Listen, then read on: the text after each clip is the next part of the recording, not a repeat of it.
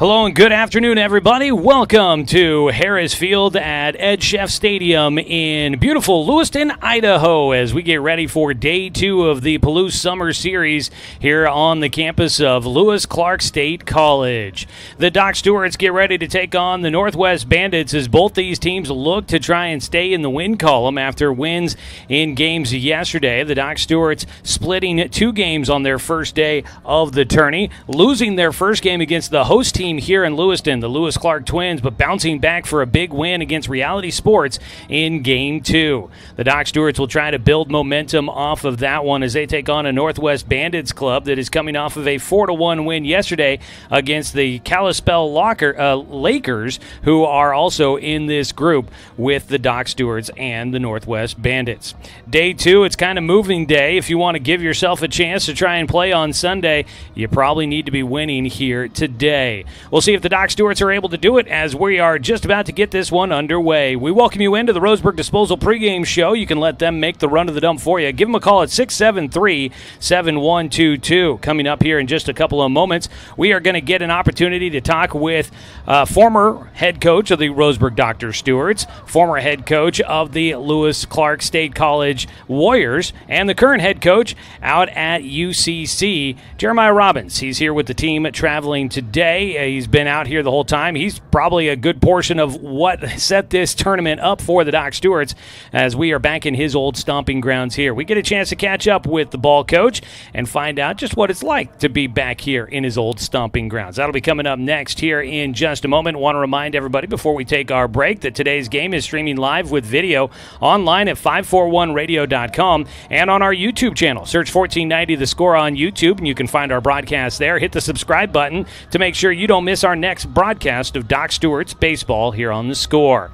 Well, the live video stream is brought to you by the Cow Creek Tribe. We'll go ahead and take a 2-minute timeout. We come back with a word from head coach, assistant coach at this point in time.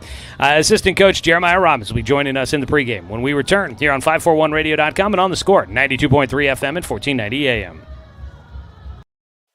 Hey there, sports fans. Thanks for watching this local sporting event online at 541radio.com. Did you know there's more than one way to watch games online? You can watch games on your laptop or desktop computer, your tablet, or even your smartphone just by going to 541radio.com. But we also use YouTube to stream all of our video broadcasts, which means you could be watching this game on your big screen TV with a number of different streaming devices. You can stream our live YouTube broadcast through your PlayStation or Xbox gaming device, or through streaming devices like Google Chromecast, Apple TV, or Roku. There's plenty of ways to follow this live local sporting event. Plus, you can find past events archived on 1490 The Score's YouTube channel. Find us on YouTube and subscribe today to keep up with the latest in local sports coverage.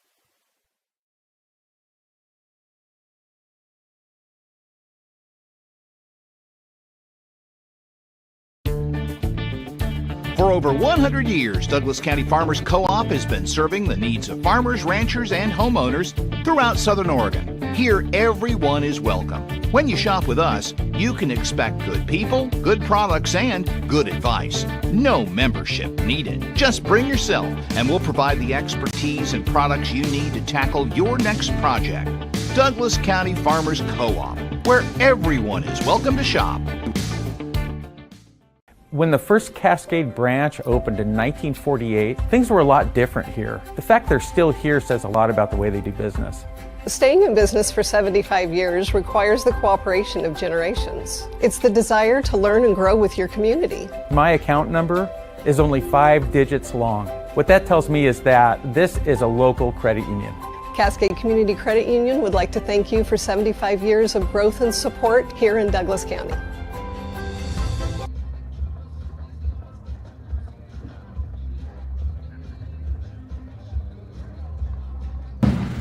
Back with more of our pregame here on The Score, 92.3 FM and 1490 AM. Also streaming with video online at 541radio.com. Our pregame brought to you by Roseburg Disposal. Let them make the run to the dump for you. Give them a call at 673-7122. As we get ready for day 2 of the Palouse Summer Series, we're going to get a chance to catch up with Coach Jeremiah Robbins, who's assisting with the Docs here this summer and back in his old stomping grounds. Coach, when was the last time you were here in Lewiston? Oh, it's been about, I think, 4 years ago, so it's been a bit. But definitely keep in touch with a lot of the people over here. So it's neat to see their faces again and be back in town. Yeah. Any, memories that pop to mind as you start walking into the stadium? I know you had a lot of good ones. Yeah, so many memories. I think the cool part is the Twins that we played yesterday is one of my former players as the head coach. And just seeing the former players and former people that I worked with is just awesome. But, yeah, there's a pile of memories over here for sure. He's been walking around talking to everybody, catching up with all sorts of people, it feels like. This place obviously will hold a special place for you with what you guys were able to do in the time you were here. Just getting the chance to bring the Docs out here and get a chance to play in this spot, which has had a lot of great baseball played here, and you guys get to see some good teams. What's this experience? What were you hoping to be able to get when you guys were trying to put this game on the schedule? Well, I think the big thing is just show them the importance of team. Mm-hmm. Those banners that are out on the walls and those big leaguers out there and kind of everything as you walk into this historic facility, it's a team. And it's a team from the administration, the faculty, the players, the community, and they're all tied together. And to let these guys get a taste of that, and I think they're enjoying their time. They're getting a little time in the dorm, so they're getting a little college feel out of this too. And hopefully all of them will have the opportunity at some point to go on and play college baseball, or at least be a college student. So, yeah, I think overall it's been a good experience for them. How kind of important is that to be able to open up a guy's eyes to what it's like at the next level? I mean, you've been able to work with the high school age group with your time here recently as the head coach of the Docs, and then you obviously have been a college coach for a long time, and you get incoming freshmen that are 18 years old that wide-eyed in this whole experience. This maybe, as you said, gives them a little bit of a taste. How important is it to kind of get that seal broken for these guys before they actually do go off to a college program?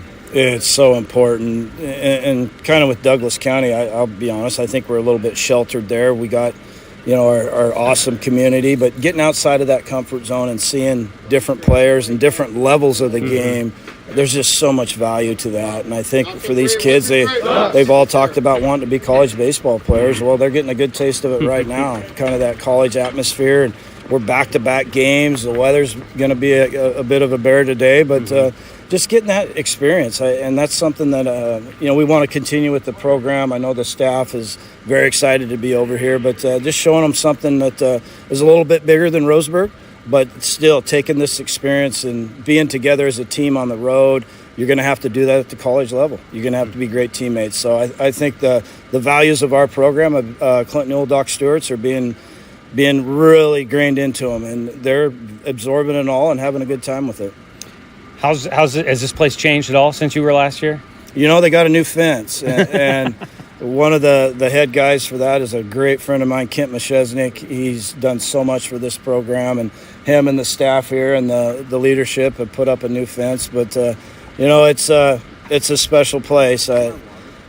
Numerous people that have come through here have all said how special it is, and to be a part of that for a brief moment in time is something I'll cherish forever. How is this place when it's packed? I've seen, 5,000 is the capacity, and I know that they've gone over that for a couple of times with the World Series here. How special is this place, and what's it like when it's packed? Well, if anybody was at the 96 World Series, or I think it was 96 at Legion Field, the electricity coming out of that facility, it'll make your hair stand up.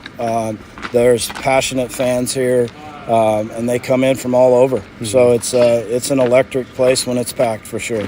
Awesome. Well, we're looking forward to it here today, Coach. Thanks for reminiscing a little bit with us, and I hope you enjoy your time back here in your old stomping grounds. You bet, Joey. Thank you.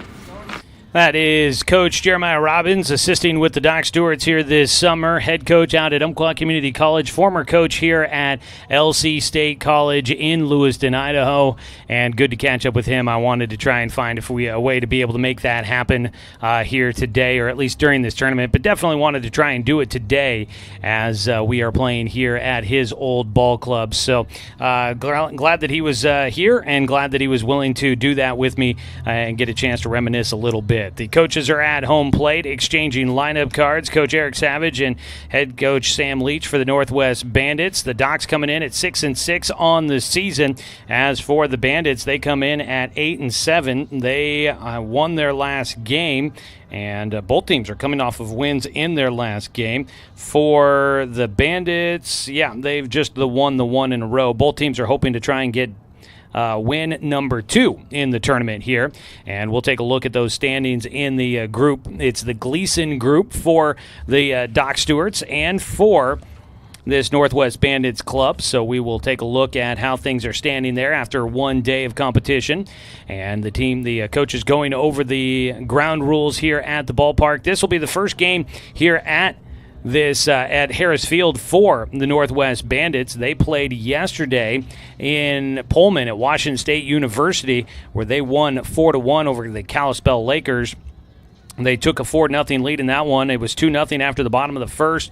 They led 4-0 after the bottom of the fifth. Their starting pitcher was Reese Logsden, and he was perfect through the first 4 games. Didn't allow a base runner. Finally gave up a hit in the 5th inning, but he was pretty untouchable through 5 innings. And then after that, they gave way to Tommy Zook out of the bullpen, who closed it out with the final 2 innings, no-hit baseball, didn't give up a run, struck out 5 over those final 2, as Northwest Bandits would get the win yesterday 4-1, although neither team had a lot of offense. 1 run, 1 hit, 2 errors for Kalispell, 4 runs, 2 hits, 2 errors for the Bandits yesterday, according to the Game Changer app. So that is kind of look where things were for the Bandits. For the Doc Stewarts yesterday, lost 9-4 against the LC Twins, who just absolutely erupted at the plate. They were just unstoppable with the bats in their hands. But then the Docs rallied for a 9-1 win against Reality Sports in the nightcap, scoring 6 times in the 6th inning to get to the 8-run rule, which is in effect if a team takes an 8-run lead in the 5th inning or later, then the game will come to an end. It's if somebody leads 12 by 12 runs or more after 4 innings, then the game will come to an end in the tournament here. But the Docs getting that win in 6 innings yesterday, 9-1. There was a lot of good offense in that game for the Doc Stewarts. All right, we're going to take our final 2-minute break. That does it for the Roseburg Disposal pregame show. We'll come back after the anthem with your Cooper's Pest Control starting lineups here on 541radio.com and on the Score, 92.3 FM and 1490 AM. Johnson Lumber Company, a forward-thinking family company, has been operating in the Douglas County community for over 60 years. Founded by Don R. Johnson, the man who set the tone of commitment to these local communities by providing stable, long-term employment. D.R. Johnson Lumber Company understands the significance of investing in our youth because they are the foundation of our future. That's why they're a proud supporter of Roseburg Doc Stewarts. Come watch the Docs swing some lumber with D.R. Johnson Lumber Company. Go Docs! It's time to get your game on with Mountain Mike's oven roasted chicken wings. They're meaty, juicy, in 4 bold sauces ready to tempt your taste buds. And they're hand sauced and tossed for every order. It's game on with Mountain Mike's Pizza oven roasted chicken wings. Get your wings today. Order online or on our app for carryout or delivery. Successful companies have a very important secret. Good advertising works and makes them money. That's why your business should contact Lotus Media Group. Let us help you cash in with multimedia advertising. Multiple touches from Douglas County's only Google certified partner and most effective advertising platform. Web, broadcast, print. Make it happen. LotusMediaGroupLLC.com. Looking for more local sports coverage? CBS Sports Radio 1490 The Score has you covered. Check out our homepage at 541radio.com for sports stories, scores, and podcasts.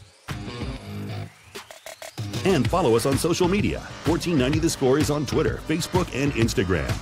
And take the station with you wherever you go with the 541 Radio app. Download the app in your smartphone's app store and get access to a live stream of the station, sports stories, podcasts, and easy messaging with the station and other.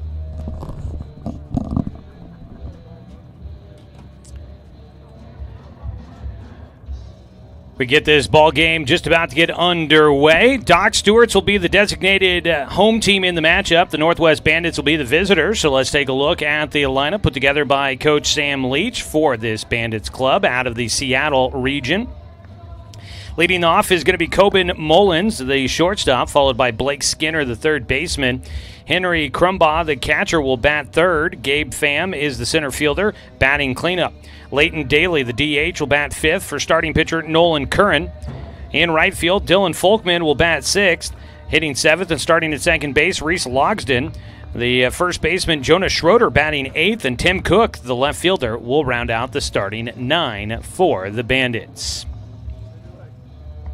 They will be facing off against Camden Hartzell. The right-hander from Roseburg High School will get the start here in today's ball game. Hartzell, if I'm not mistaken, let's take a quick glance back through the scorebook here. His last start was a pretty good one, but it was against a bit of an overmatched Salem club that was playing in that Father's Day tournament for the Doc Stewarts.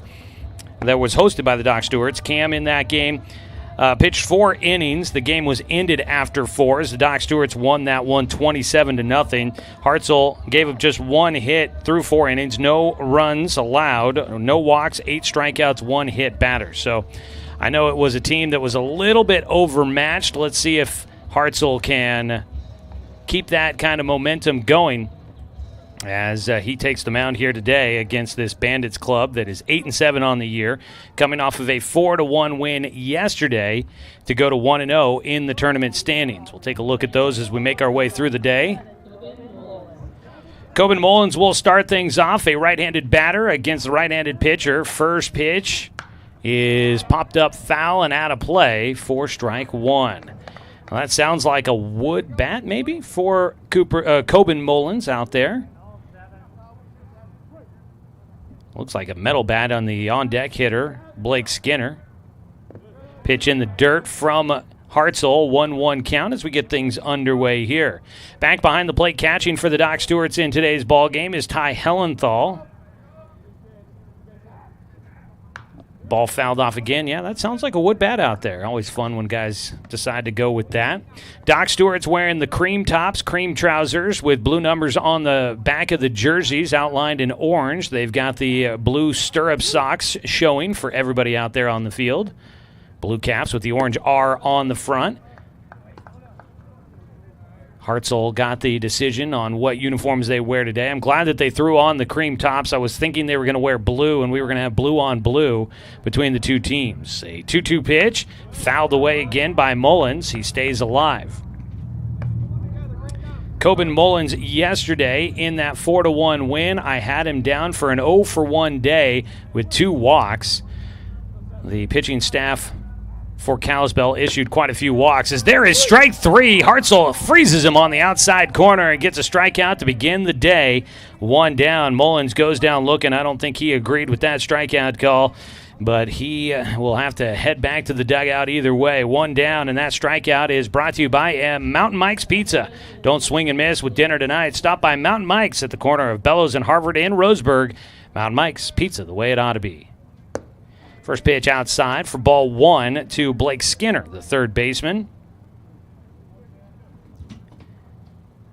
Hartzell working out of his windup. Kind of rocks himself into his set position and moves towards the plate, but misses outside for ball 1. Blue tops with black numbers outlined in white for the Bandits. They've got white trousers with the dark, I'm assuming either black or dark blue pinstripes on their trousers. A 3-0 count here for Blake Skinner as Hartzell will take a trip around the mound and now resets. The glove at his waist. He goes into his windup. And that pitch missed inside. He will hit Skinner, put a man on base. It was either going to be ball 4 or it was going to be a hit by pitch, and it came just a bit too far inside for Hartzell. And he'll put a man on with 1 away. That'll bring up the 3-hitter Henry Crumbaugh, the catcher. They are going to, I'm not sure if that's something for the cleats or if it's rosin back behind the mound. Or maybe it's just a plate for the hose to water down the field. The umpire in the field moving something out there behind the mound as the ball fouled off by Crumbaugh on the first pitch. 85 degrees and sunny here in Lewiston at the moment. There was some pretty significant wind blowing a little while just before we got started. Right now the American flag is kind of hung up on the flagpoles. A pickoff throw to first, not in time. It's kind of hung up on the flagpole, but it has been waving around. It was blowing in from right field at one point. Now it is showing that it is blowing out to left field, so things might circle a little bit here. 0-1 pitch to Crumbaugh with a man at first. Inside corner, just missing for Hartzell. It is... right now, left field would be the wind-aided field. That's where Taj Flora hit a home run yesterday for the Doc Stewarts. That's the short field here at Harris Field. Strike hits the outside corner. Takes it out to a 1-2 count for Crumbaugh. It is 315 down that left field line, 335 down the right field line, 365 to the left center field alley, 385 to dead center field with a big green monster out there. Pickoff throw to first. They got him in a rundown. Throw to second base goes off the glove, but it is backed up by Withers. He's got it now. The runner trying to back his way to first. Nobody's there covering the bag, and back in safely will go Blake Skinner. You had two players at first base, but nobody was really guarding the bag, and the throw went to first, but nobody was there to apply the tag, and so a misplayed rundown between first and second after a nice pickoff move by Camden Hartzell, and the Doc Stewarts can't get the second out and clear the bases. That's a misplay there. Won't go down as an error, but that was a missed opportunity. 1-2 pitch for Crumbaugh. Bill hits this one to center field straight away for Dane St. Clair. He'll run it down. I think that ball got on him a little bit more than he was anticipating. It was one of those balls hit right at the defender. And sometimes in the air like that, when they are right at you, it is hard sometimes to predict exactly how far a ball is going to carry. There's two down on the fly ball out for Crumbaugh. And it'll bring up Gabe Pham. Two down with a man at first. First pitch on the hands, fouled away. Hartzell trying to get through things here in the first inning. Pham starting in center field, the 0-1 count. Looking at the defensive alignment here for your Roseburg Dr. Stewarts. Out at first base is Jake Johnson. Daniel Withers at second. On the left side of the infield, Logan Anderson at third and Brooks Avery at short. It's the 0-1 pitch outside. 1-1 count. In the outfield from left to right, Cole Collins, Dane St. Clair, and Taj Flora.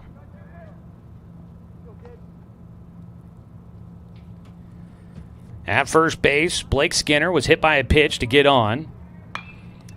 Ball popped up on the infield. Playable. Withers calling for it.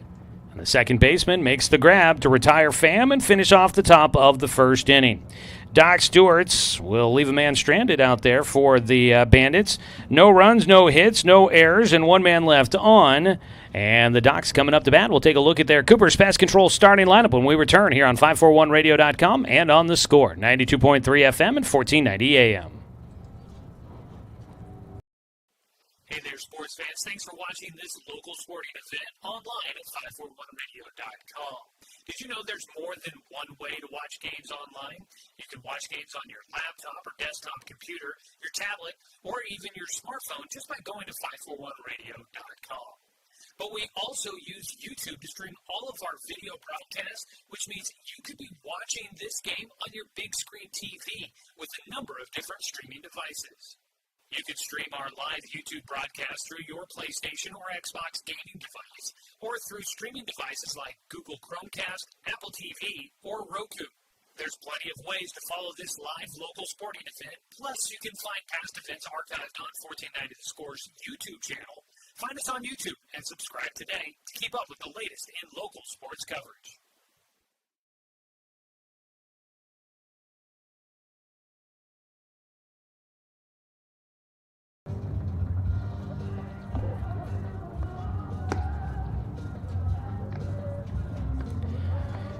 Head coach Eric Savage, in his second year leading the Doc Stewarts, will put together a starting lineup with Brooks Avery, who has been hot in the tournament so far, leading things off, playing at shortstop. First baseman Jake Johnson will bat second. Daniel Withers, the second baseman, batting third. Dane St. Clair in center field will bat cleanup, followed by Evan Martin, the DH, batting for starting pitcher Camden Hartzell. Taj Flora, the right fielder, bats in the sixth position, followed by Logan Anderson, the third baseman. Ty Hellenthal, the catcher, will bat eighth, and in left field, rounding out the starting nine, that is Cole Collins. That's a look at your Cooper's Pest Control starting a lineup for the Roseburg Dr. Stewarts.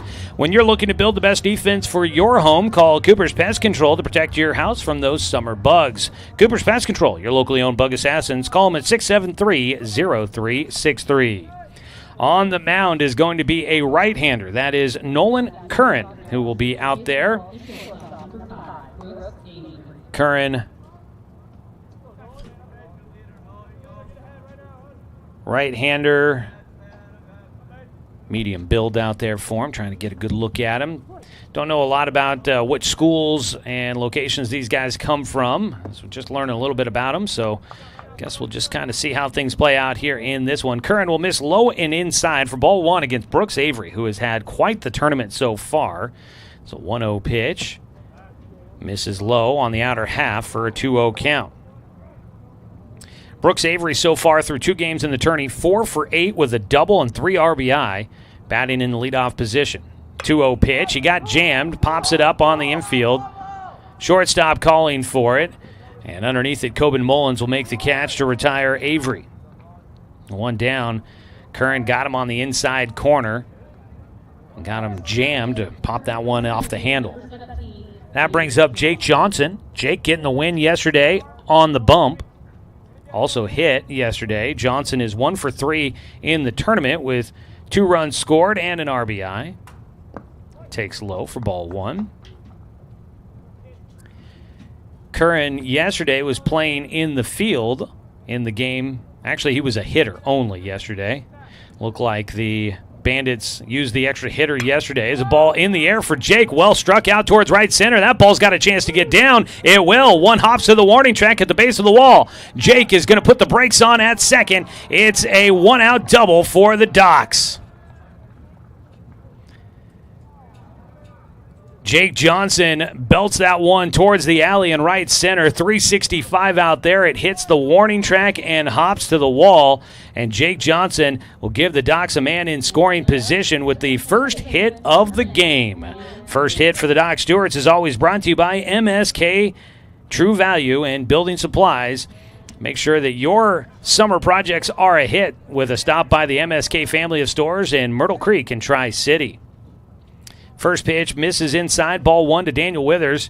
His average may not be the best, but Withers has been productive out of the 3-hole for the Docs here on the road trip. The 1-0 pitch inside, it got him. And the Docs will have runners at first and second after a hit batter. Withers down to first.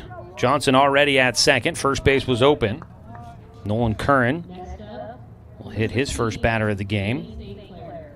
Brings up Dane St. Clair, a center fielder for the Doc Stewarts. Time called. Tying his shoe out at second base is Jake Johnson. Mentioning Withers being productive, he's 1 for 4 in the tournament. Obviously not horrible with his average, although limited at-bats. But he does have 3 RBI, so it's been a productive tournament so far out of the 3-hole for Withers. He's at first, Johnson at second. It's an RBI opportunity for Dane St. Clair here. The lefty will take outside for ball one. Behind the plate, catching for the Bandits, that's Henry Crumbaugh. We'll look around the rest of the diamond defensively here for the Bandits in the first inning. To second, deliver, goes in and bounces away. Heading for third, late break, great throw, and thrown out at third base is Brooks Avery.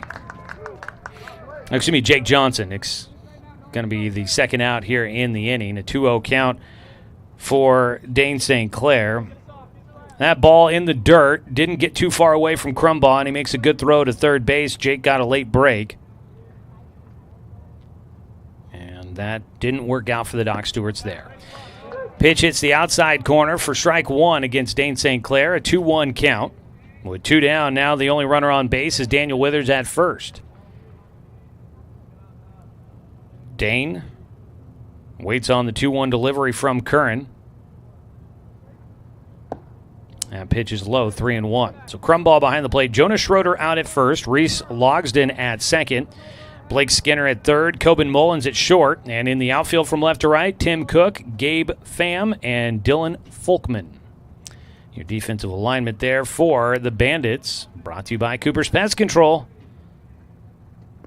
So walk issued to St. Clair. Docs will have runners at first and second once again.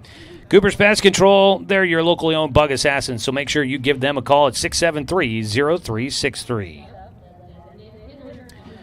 Hit batter and a walk have 2 runners on base for the Doc Stewarts. Unfortunately, they could have had the bases loaded, but Jake Johnson cut down on the bases, trying to take third on a ball in the dirt. Brings up Evan Martin.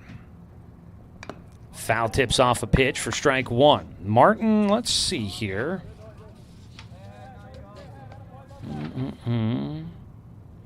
First at-bat of the tournament for Evan Martin here. Hadn't gotten into a game yet. He'll be the DH, batting for Hartzell. Martin will stand back in, and the pitcher steps off the rubber. Now we reset. Out at second base is Daniel Withers. At first base is Dane St. Clair.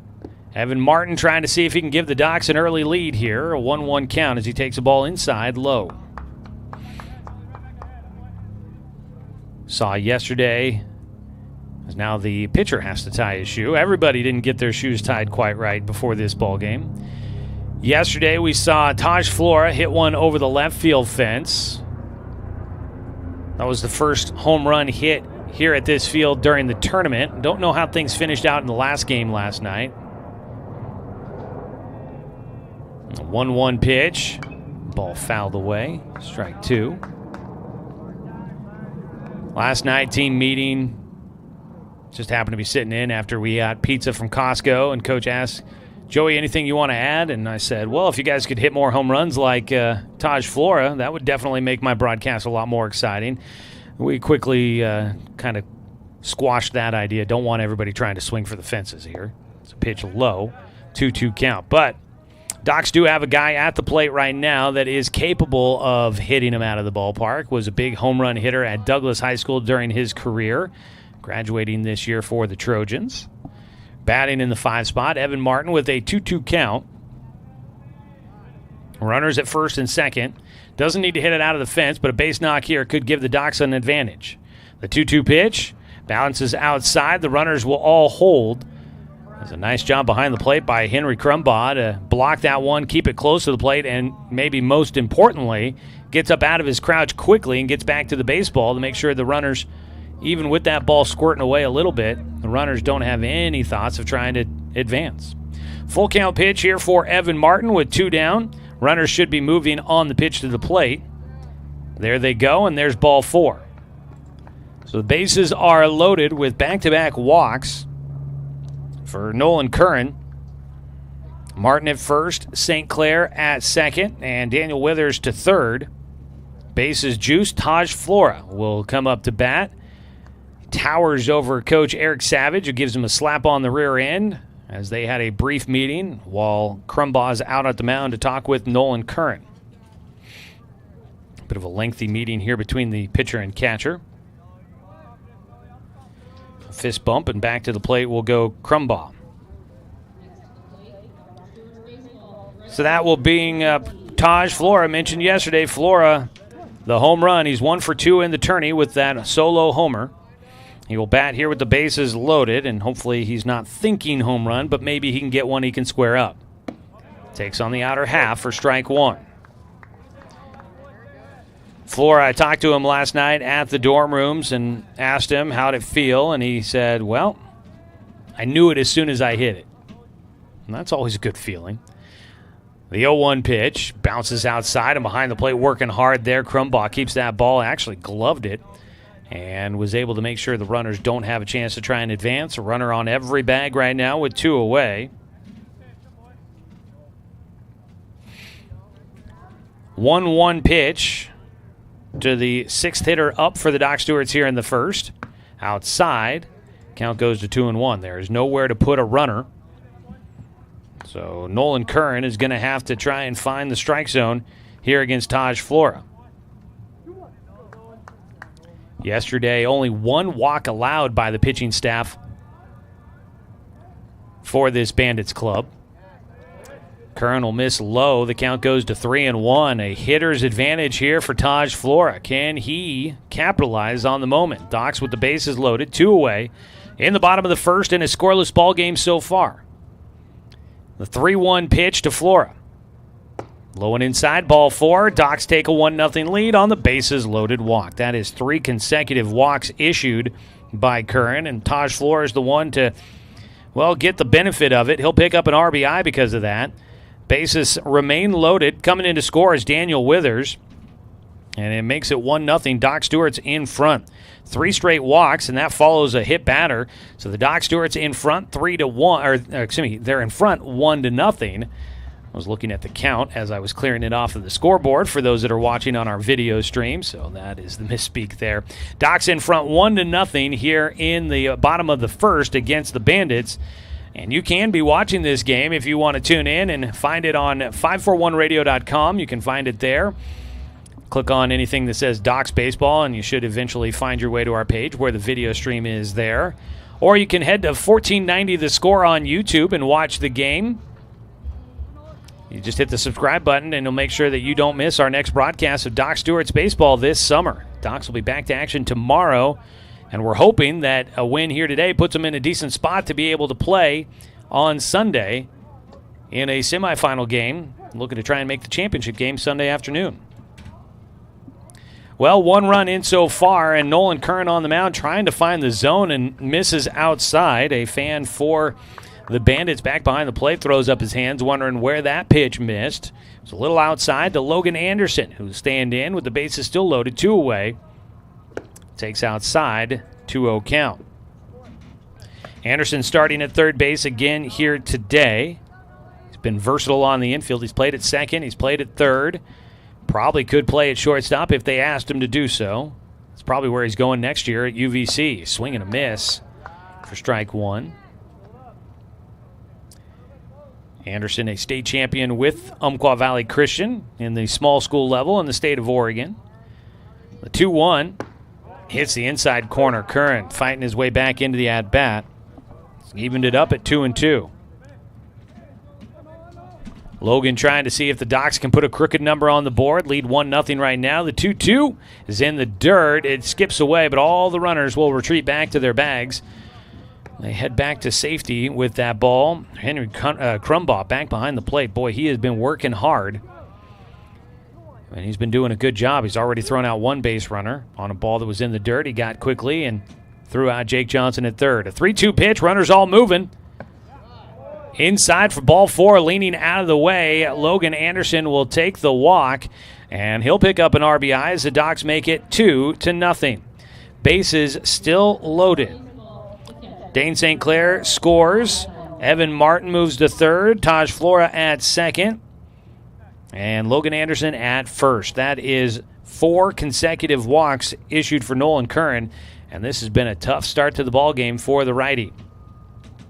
Out of his windup, Ty Hellenthal fouls off the first pitch.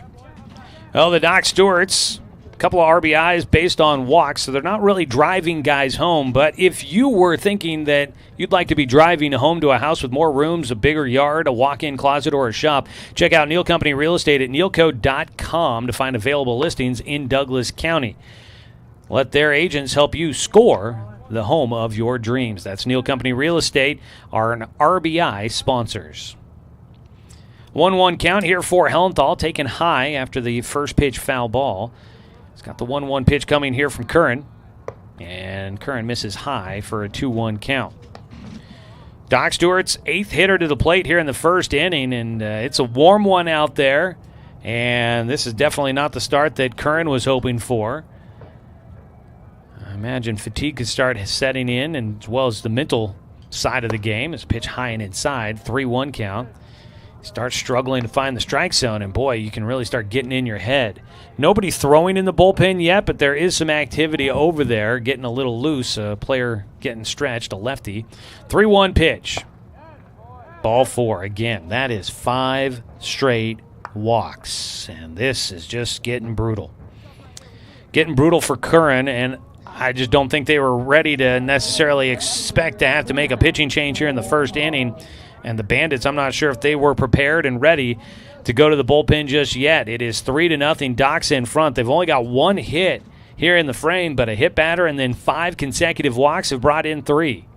The 9-hitter up to bat, Cole Collins. As a look down to first base, but no throw by Crumbaugh. Out at first base, Ty Hellenthal had a significant lead, and now we're going to get a courtesy runner for him.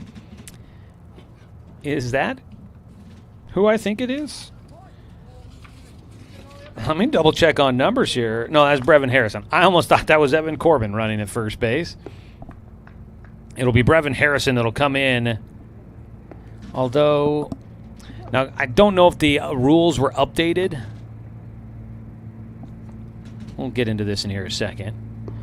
A 1-0 pitch to Cole Collins. Popped up, foul and out of play. So I found a packet yesterday with kind of tournament rules after the 8-run rule caught me off guard. I didn't realize that was going to be a thing. I found a packet that had some of the rules, and I swiped it thinking I should probably familiarize myself with it. I was reading through it. It mentions wearing masks in the dugout. So I feel like somebody hasn't updated the full rules. It's a pitch outside, 2-1 count for Cole Collins. Base is still loaded, 3 runs in, 2 away here in the bottom of the first.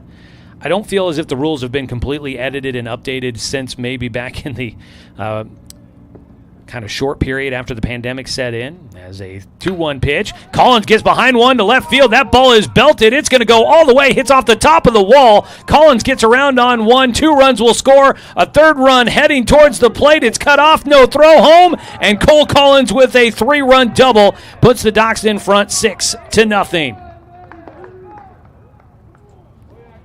Collins yesterday a struggle at the plate, and it's good to see him get around on one there. He drilled that ball, almost had a grand slam. It hit just about 3 feet below the yellow mark at the top of the fence, and Cole Collins sends him around. The second hit of the game for the Doc Stewarts, clears the bases and will send us back to the top of the order. Docs send 9 to the dish. And that is going to give us a pitching change here in the first inning. Cole Collins at second. Hellenthal scored from first. Anderson from second. And Taj Flora came around from third. Pitching change coming up for the Bandits. They trail 6-0 as the Docs explode here in the first inning. Let's get in a 1-minute timeout, and we will tell you all about the new man on the mound here on 541radio.com and on The Score. 92.3 FM and 1490 AM. My wife and I moved to Oregon to raise a family, set our roots, and to have a lot of fun outdoors. We quickly realized that we needed a truck or a rig for the projects that we were doing in the backyard. When we were looking to find a place to finance our truck, we asked our patients, and everyone recommended Cascade Community Credit Union. It was so easy to work with Cascade. Everything was done via email, phone, and we didn't even need to go in. I can't wait to finish up the projects in the backyard, go on more adventures in our truck with our boys, and I look forward to working with Cascade again in the future. Brook Communications radio stations have joined forces with the News Review and Lotus Web Services, announcing the Lotus Media Group, a multimedia enterprise. Web, broadcast, print. Make it happen with LotusMediaGroupLLC.com.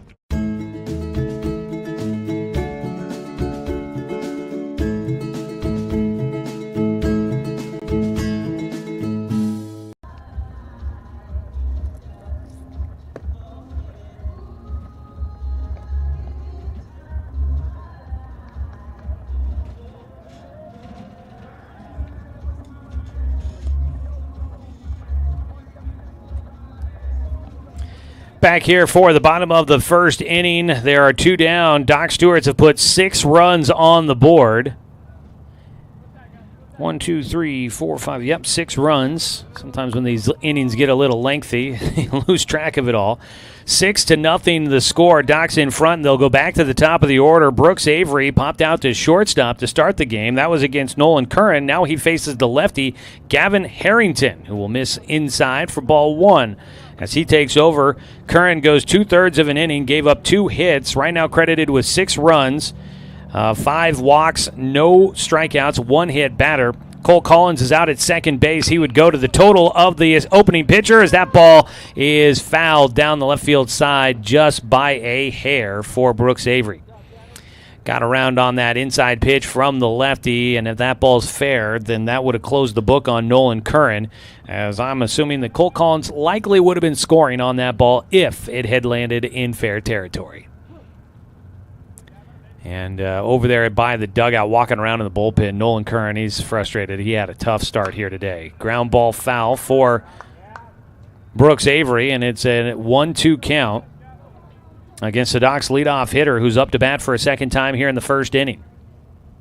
6-0. On the mound, Gavin Harrington trying to get the Bandits out of the first.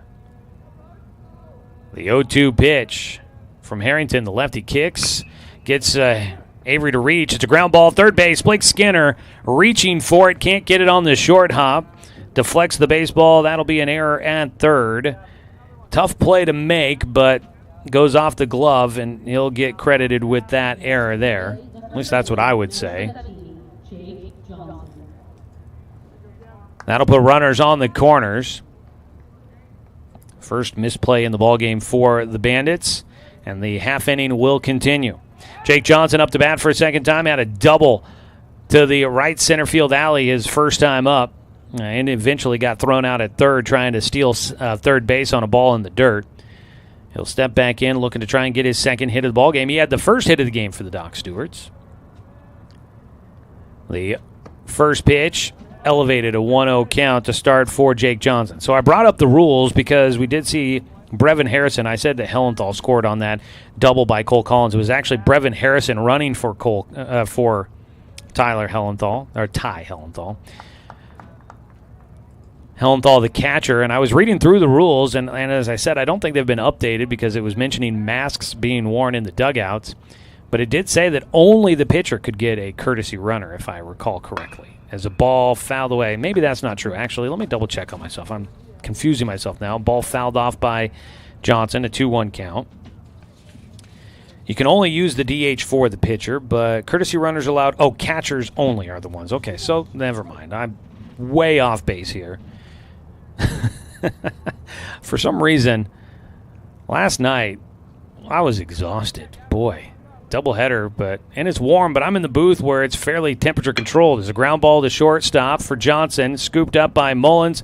His throw to first base, Schroeder there for it, and that will get the Bandits out of this first inning. But a lot of walks issued, and the Doc Stewarts jump out to a 6-0 lead. 6 runs in on 2 hits for the Doc Stewarts.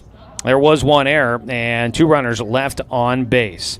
We'll go to the second inning, and I will try to get the rules down accurately as we continue on with Doc Stewarts baseball here on 541radio.com and on the Score, 92.3 FM and 1490 AM.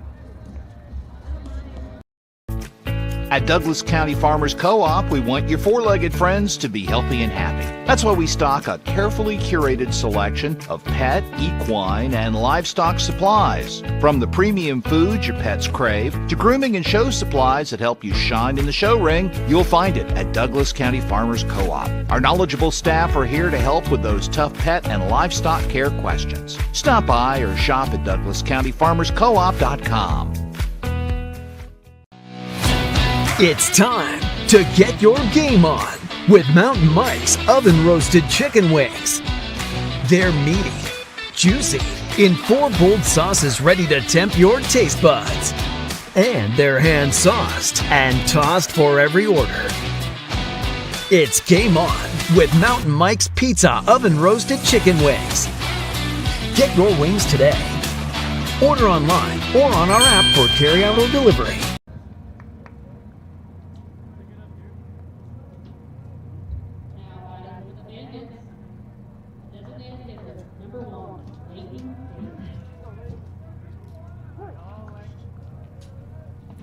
Well, Camden Hartzell has a big lead to work with here as he starts the second inning. He'll miss low for ball 1 as he faces the 5, 6, and 7 hitters coming up for the Bandits. 6-0 ball game here at Harris Field in Lewiston, Idaho. Inside, that one just missing. Leighton Daly, who leads things off, the DH.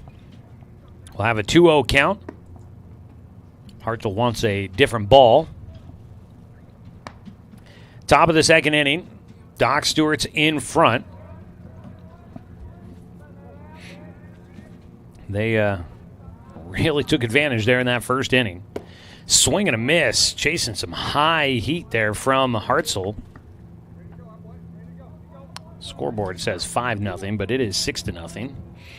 2-1 pitch. That ball pulled foul, reaching for the outside corner. Leighton Daly got his hands around, was able to pull that ball down the third base side foul. Reaching for the breaking ball, tailing away from the right-handed hitter. Hartzell's 2-2 pitch. Ooh, just off the edge. Didn't miss by much there. Today's ball game brought to you by Barnes Heating and Cooling, your complete energy company. Visit barnesheatingandcooling.com or call them at 541-459-1545. 3-2 pitch. High for ball 4.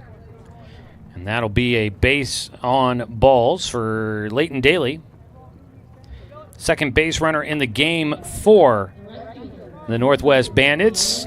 They had a hit batter in the first inning, but he was left stranded at first. Man on at first with nobody out. Dylan Folkman will stand in. Left-handed batter for the Bandits.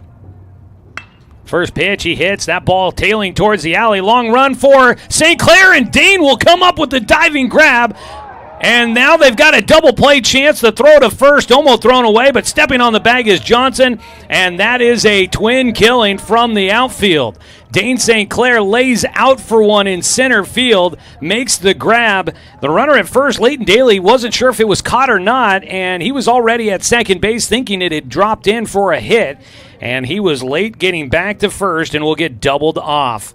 Dane St. Clair starting a big double play for the Doc Stewarts to wipe things from the bases.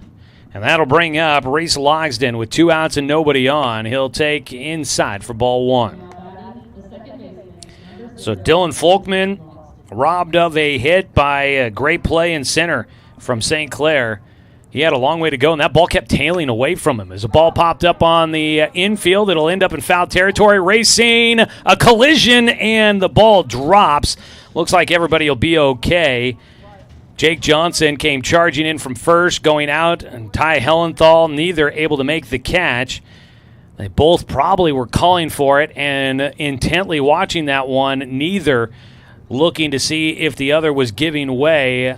I feel like Jake probably had the better read on that ball, and with not playing with a catcher's glove, probably had the better chance of catching that one, but I'm just happy that neither seems to be affected by a bit of a close call there. 2-1 count, breaking ball missing low and outside to Logsden. 2 away and nobody on base. The 2-1 missing outside, 3-1 count. Logsden trying to get something going here for the Bandits. Big play in center by Dane St. Clair, keeping the hit off the board and then leading to a double play that clears the bases. There's ball 4. Right now for Camden Hartzell, the only thing he's had not going his way has been issuing free passes. A walk there and 1 hit batter. It's 2 walks and 1 hit batter so far in the ball game. A runner back at first for the Bandits. The 8-hitter Jonas Schroeder will stand in. Schroeder starting at first base. Takes low and outside. Hellenthal sliding to his right to keep that ball in front of him. Doc Stewart's leading this one 6-0. We're here in the second inning. Hartzell out of the stretch. Delivers a breaking ball, swung on and missed. Curveball drops. A little 12-6 action it looked like for me, but I'm not always 100% accurate on the guessing of pitches. Schroeder, the first baseman, boy, he is a big boy out there. He's got some long legs. A pickoff throw to first, not in time. He might challenge Taj Floor for the tallest guy out on the field right now. Taj out in right field for the Doc Stewarts. It's a 1-1 pitch. Hartzell missing a bit upstairs. 2 balls and a strike. Big double play for the Doc Stewarts, helping them limit the activity on the bases here in the second inning for the Northwest Bandits. Trying to get one more out, though, and wrap up the top of the second. Outside, and the count goes to 3-1. And Hartzell had a long layoff, and it's kind of funny. His last two, or this start and his last start, were games that got a little lopsided. And Hartzell had a lot of lengthy half innings in the dugout waiting for his chance to get back out there and continue pitching. And that first inning for the Doc Stewarts here in today's, they saw 11 hitters go to the plate. They batted through the order.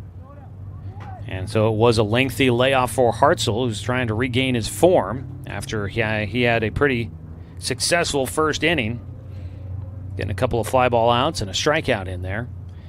He's got 2 outs here with a man at first, trying to not give up another walk. He's got a 3-1 pitch.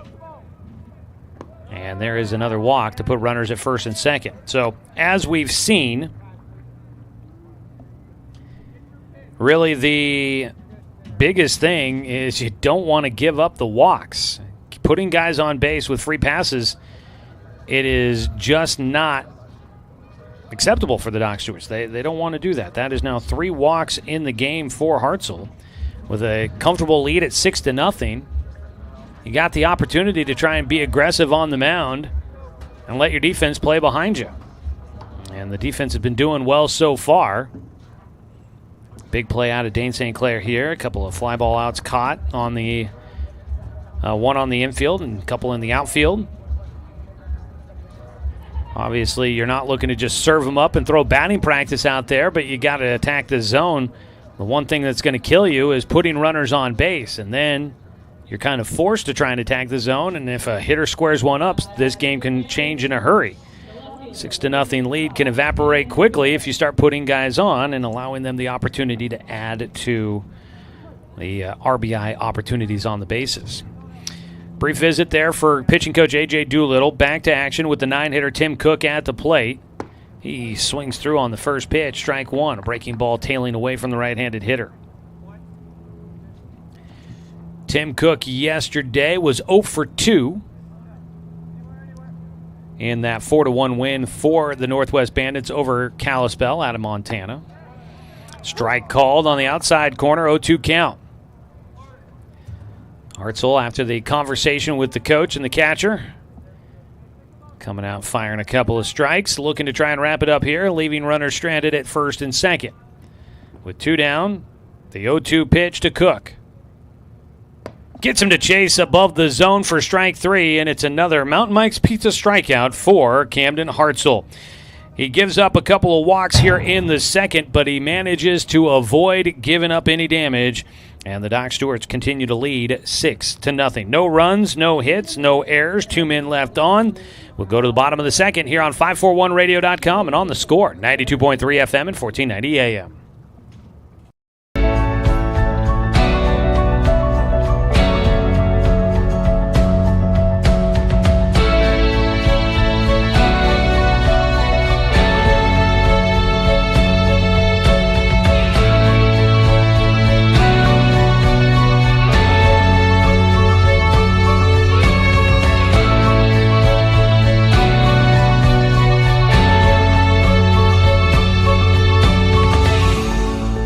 This broadcast of Roseburg Dr. Stewart's American Legion Baseball is brought to you locally by Barnes Heating and Cooling,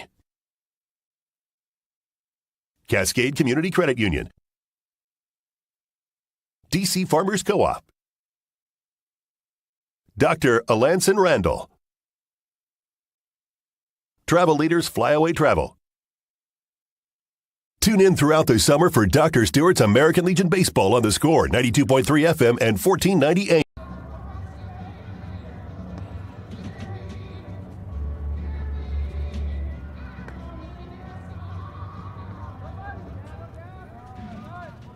Bottom of the second inning, Doc Stewart's in front, 6-0. Today's game brought to you by Dr. Lansing Randall, Family and Cosmetic Dentistry. Visit drrandall.com or give him a call at 541-378-6694. First pitch to Daniel Withers, low and outside from Gavin Harrington. Came in relief in the first inning for the Bandits as Nolan Curran goes 2/3 of an inning. The book closed on him. He's on the hook for the loss. A pitch inside at the knees for a called strike to Withers. 2/3 of an inning, gave up 2 hits, 6 runs, all earned, 5 walks, no strikeouts, and 1 hit batter as another strike across. Withers has watched them both go by, and he's got himself a 1-2 count.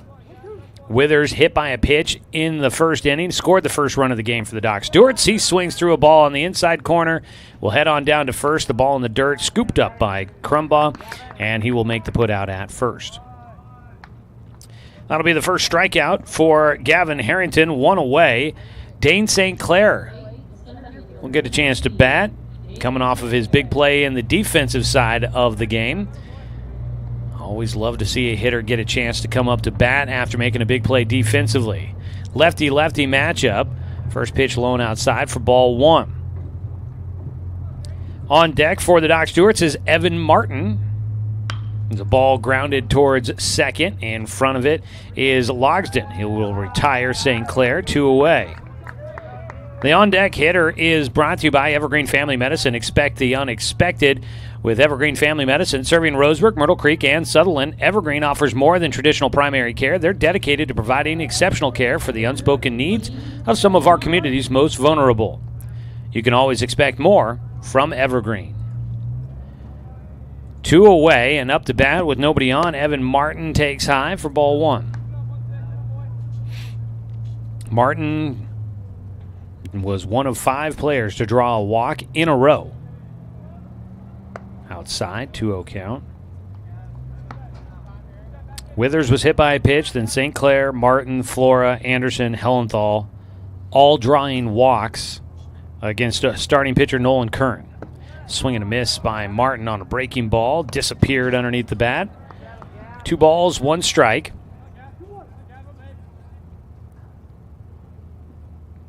Low and inside from the lefty. The count goes 3-1 for Martin. Harrington has come in. This is the 5th batter he has faced. He's not given up a hit. Ball hit towards center field, and just like that, Evan Martin will change that fact. 3rd hit in the game for the Doc Stewarts, and they've got a man on with 2 away. 3-1 pitch. Hitter's count, and Martin, he's a hitter. He takes advantage. Sent that low line drive into shallow center field. And so Docs with their 3rd hit of the game. First hit against the new man on the mound, Gavin Harrington. Ground ball left side to the 3rd baseman, Skinner. He looked to second, throws across, threw low, but the big body first baseman, Schroeder, uses all of that frame to scoop that one up off the dirt and retire the side. Doc Stewart's will go down quietly here in the 2nd as Taj Flora grounds out, and that will finish it off. For the Docs, no runs, 1 hit. There were no errors and 1 man left on base. We go to the top of the 3rd. Still 6-0. Docs in front here on 541radio.com and on the Score, 92.3 FM and 1490 AM. Looking for a great lunch and great value with endless options for everyone? Then hurry over to Mountain Mike's Pizza for our all-you-can-eat lunch buffet. For one low price, you can choose from a variety of signature and specialty hot and delicious pizzas. Then build your own salad your way with a wide selection of fresh vegetables, toppings, and dressings with as little or as much as you want. Mountain Mike's Weekday Lunch Buffet. It's lunch and salad bar the way it ought to be. This broadcast of Roseburg Dr. Stewart's American Legion Baseball is brought to you locally by Fisher's Hearth and Home, Chuck Swarm and Family Auto Repair, Roseburg Disposal, Southern Septic, Evergreen Family Medicine. Tune in throughout the summer for Dr. Stewart's American Legion Baseball on the Score, 92.3 FM and 1490 AM.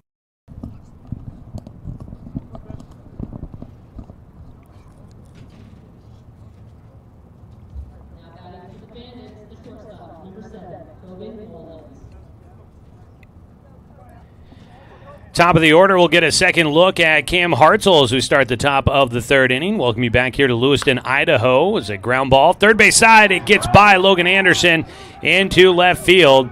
It'll be a long run out there for Cole Collins. And that ball will get a runner to second base as Coben Mullins gets on for the first time to start out the game. And that'll be... I really believe it probably all depends on who you ask on this one, if that's a hit or an error. It's a ground ball, backhand attempt by Logan Anderson, and it just went underneath his glove. I'm going to put it down as an error. And that'll be a two-bag error, putting Mullins out at second base. Pitch just outside, 1-0 count to start for Blake Skinner, who was hit by a pitch in the first inning. Just the second time that the Bandits will have a man at second base. The 1-0 pitch is high from Hartzell, 2-0 count. So Doc Stewart's trying to keep this shutout going, and in these tournaments, it really does come into play how many runs you score, how many runs you allow. As the ball swung on and missed. Big pitch there out of Hartzell for the first strike of the at-bat against the two-hitter Skinner. Making sure that you kind of dominate is always handy when it comes to possible tiebreakers in the long run. 2-1 pitch. That breaking ball is a good one. Slices through the zone away from the hitter. Evens up the count. 2 balls, 2 strikes. Nobody out with a man at second base. The Bandits trying to cut into a 6-0 deficit. The 2-2 pitch inside, almost got him. Out of the way for a full count. Blake Skinner did get on with a hit by pitch earlier in the game, back in the first inning. 3-2 delivery for Hartzell. Kicks and fires. Check swing, went around, could not hold up. That'll be a strikeout. Big first out for the Doc Stewarts there. The runner out at second base will hold. That is strikeout number 3 on the day for Hartzell. 1 out. And it'll bring up Henry Crumbaugh, who flew out to center field back in the first inning. A ball that got out there quickly and got on Dane St. Clair, who caught up to it. Ooh, that breaking ball looked like it was right over the plate on the inner half, but it was called ball 1. I didn't think that looked too bad there. 1-0 delivery. That ball belted to left field. That's well hit. That's going back to the wall. That ball hits off the bleachers in left field. And Henry Crumbaugh will clear the bases with a 2-run blast over the left field fence. The wind not blowing much as they are holding here to try and decide whether or not that cleared things. The officials are getting to it. Conversation here. That looked to me like it was over. Everybody in the bleachers is saying it was over. Home run. And we're trying to decide whether or not it was a ground rule double or not. Ooh. They're going to call it a ground rule double.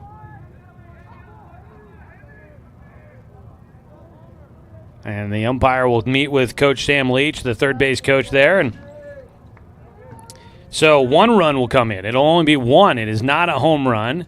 That is the first hit of the game against Cam Hartzell. 6-1 the score. And Henry Crumbaugh will have a ground rule RBI double that he blasted to left field. I thought I saw it hit off of what is the KLEW CBS 3 sign out there and then hit off the top of the fence and come back into the field of play. We may have to talk with Cole Collins about that one once everything is said and done. But it does not feel as if things are going to change for Henry Crumbaugh, the 3-hitter. This is the heart of the lineup here for the Northwest Bandits coming up to bat with 1 out. There's 1 run in so far. And Hartzell will face Gabe Pham, who is the cleanup hitter, starting in center field. Hartzell out of the stretch, delivers. That ball fouled back for strike one. The heart of the lineup is always brought to you by American Family Insurance. They're at the heart of it all. When life hands you a tough road or you just want to be prepared, turn to Lynette McAllister for all of your insurance needs. 0-1 count to start for FAM. Breaking ball is elevated up at the eyeballs on the inside corner. A 1-1 count. 6-1 ball game here. Doc Stewart's in front.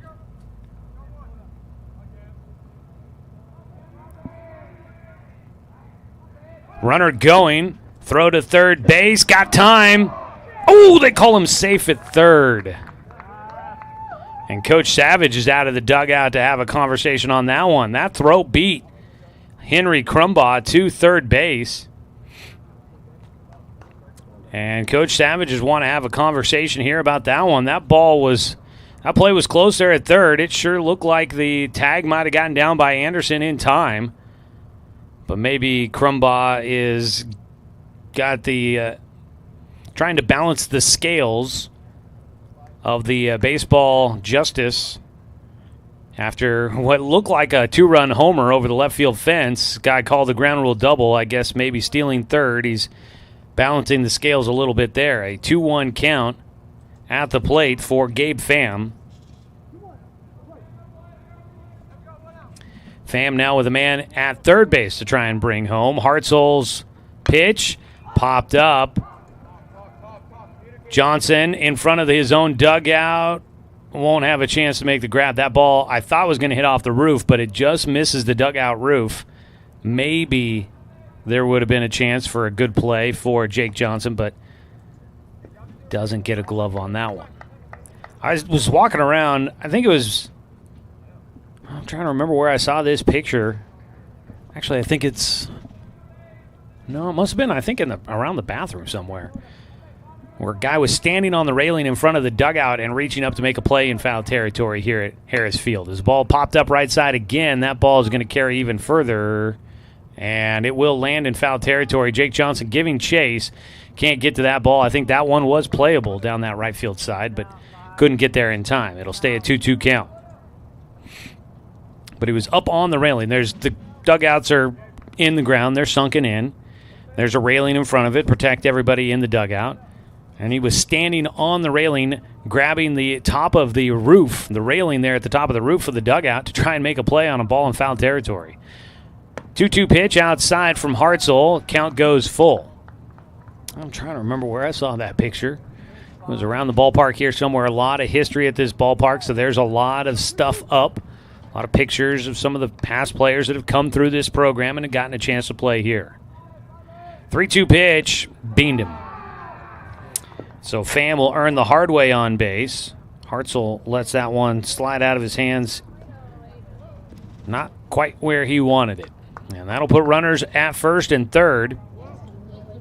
Still just one out. Doc Stewart's a little bit laboring through here and things in the third inning. Second time through the lineup, and the Bandits are starting to get the barrels going through a little bit better. Leighton Daly will bat. He drew a walk in the second inning. Yesterday, Leighton Daly was 0 for 2, a walk and a stolen base. Pickoff throw to first base, not in time. Just one out, runners on the corners. Hartzell looking to see if he can get a double play ball out of Daly here on the first pitch. Hartzell's pitch misses outside. Daly walked in the second inning, but then was doubled off on a great play in center field by Dane St. Clair, diving to catch a ball tailing away from him. Swing and a miss. Runner at first does not go. Looked initially like he was going to. Stays at the bag. St. Clair diving grab in center field off the bat of Leighton Daly, off the bat of Dylan Folkman, who's on deck. That robbed a hit, and then Daly was already at second base and couldn't beat the throw back to first. 1-1 pitch, strike two. Daly watches it go by. Pitching yesterday, dominating for the Bandits. For Kalispell, their pitcher had a tough one, issued 7 walks yesterday. High and away. I don't know if they were going on a pitch out on that one, but Behind the plate, Hellenthal was up quickly out of his crouch, and it was a good thing that ball did not find the strike zone. 2-2 count.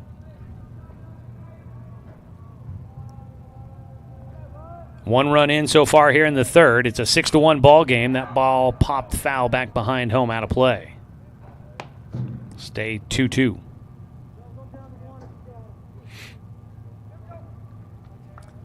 Two balls, two strikes against Daly, the 5-hitter in the lineup here.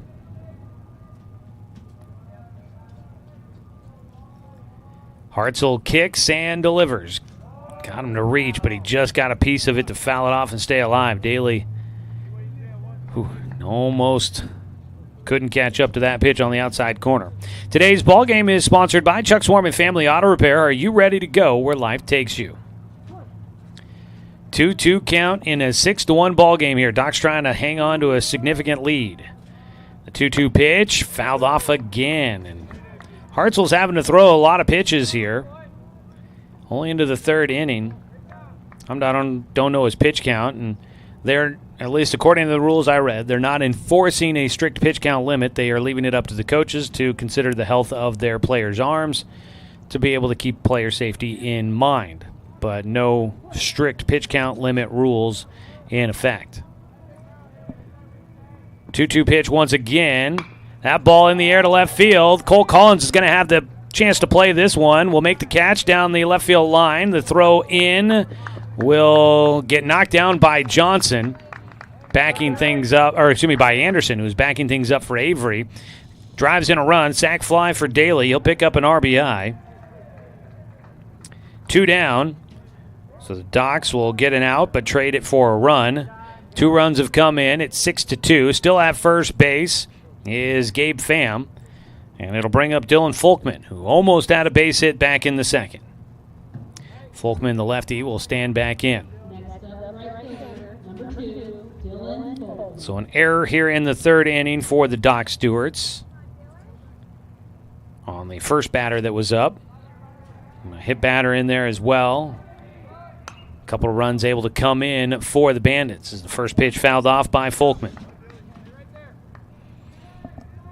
Take a look at the scoreboard numbers when we begin the fourth inning. We'll get you all caught up on how it all stands after the first 3 innings of play here. Checking in with your hits, runs, hits, and errors, and men left on base. We'll get you all those details.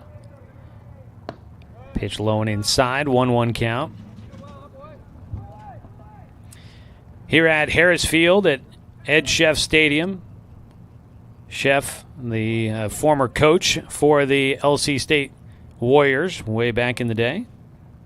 The 1-1 ball pulled towards right field. Taj Flora has a read on it. He'll make the catch, and that'll retire the side. So a little bit of a comeback there for the Northwest Bandits, but their rally here in the third will come to an end as they get 2 runs on 1 hit. There was 1 Doc's error and 1 man left on base. We go to the bottom of the third. We'll check the scoreboard update for you when we come back. I realized that I thought we were in the bottom of the third. We were in the top half of the third. So we'll get that checked out for you when we come back here on 541radio.com and on the Score, 92.3 FM and 1490 AM.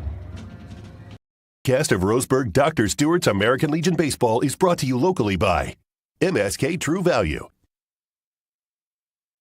D.R. Johnson Lumber, and Umpqua Valley Fire Services.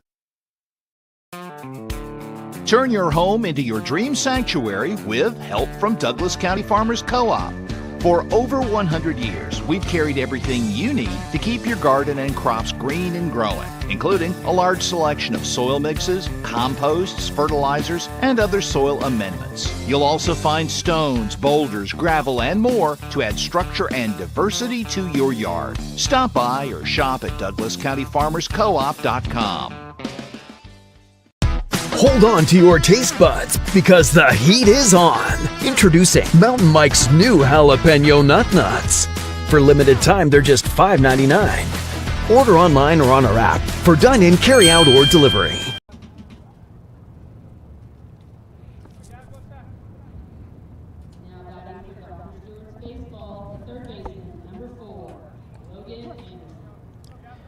Bottom of the third inning. The lefty Harrington trying to get a hold here, see if he can keep the Doc Stewarts from adding to their lead as the Bandits have cut into it. It's a 4-run advantage, 6-2 right now. Doc's in front as Logan Anderson steps in, and he'll take low and outside for a 1-1 count. Anderson is up to bat for a second time. He walked and scored a run his first time up. A 1-1, fouled back for strike 2. Well, taking a look at your D.R. Johnson Lumber Company scoreboard update for the visiting Northwest Bandits. 2 runs on 1 hit. They've committed 1 error and left 4 men on base. As the 1-2 pitch is fouled away, left side, stays a 1-2 count.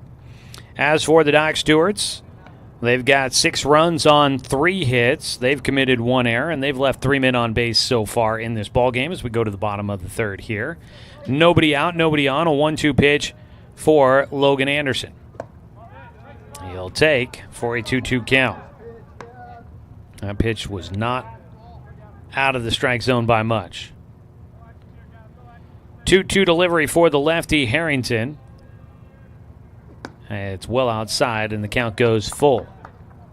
That's your D.R. Johnson Lumber Company scoreboard update, a progressive family-owned company proudly supporting our local youth. Come on out and watch the Docs swing some lumber. That's D.R. Johnson Lumber Company, making lumber since 1951. Bow fouled away. And Logan Anderson will have the 3-2 count still. We've had some lengthy innings here. We are an hour into this ball game and only into the bottom of the third. A lot of walks in the first inning, and we've had kind of a slower pace here as the ball fouled away again by Anderson. And we've had a number of lengthy battles at the plate with hitters fouling off pitches to stay alive. And the umpire continues to ask for more and more baseballs throughout this one. 3-2 pitch again for Anderson. He gets underneath one out towards left field. That ball is well struck. It's going to get over the heads of the outfielders. Rolls all the way to the fence. Anderson into second. They are going to let him keep going. He's running to third, and he'll be in and stand-up triple, and the ball scoots away. Nobody's protecting home, and here comes Logan Anderson. He'll score, and the Docs make it 7-2.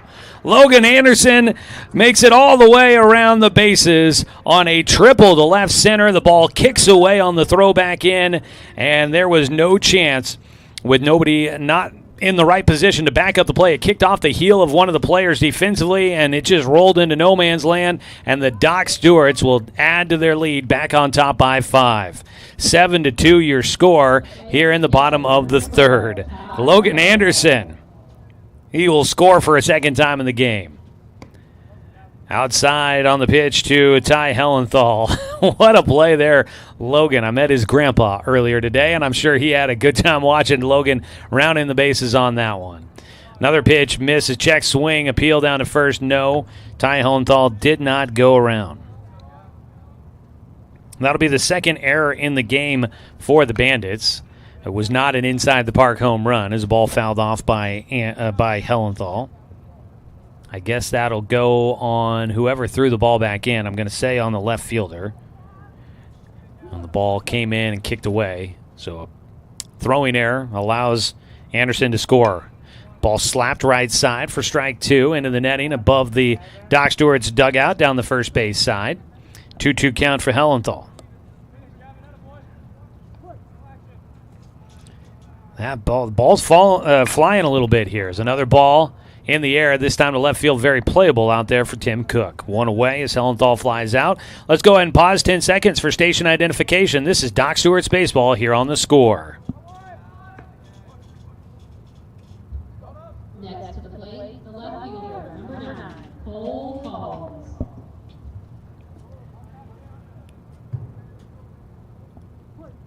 Cole Collins had a 3-run double back in the first inning. He'll step in. He showed a bunt. Spins back out of the way of that one. Takes for ball 1 as we welcome you back here to Lewiston, Idaho. Our final game here at LC State College. Tomorrow we're at Washington State. Excited for that trip to go see the baseball facilities there for the Washington State Cougars. And after tomorrow, that'll wrap up all the games being played here at Harris Field for the Palouse Summer Series. As a ball low, 2-1 count for Cole Collins. 1 run in so far for the Docs here in the 4th. They lead it 7-2.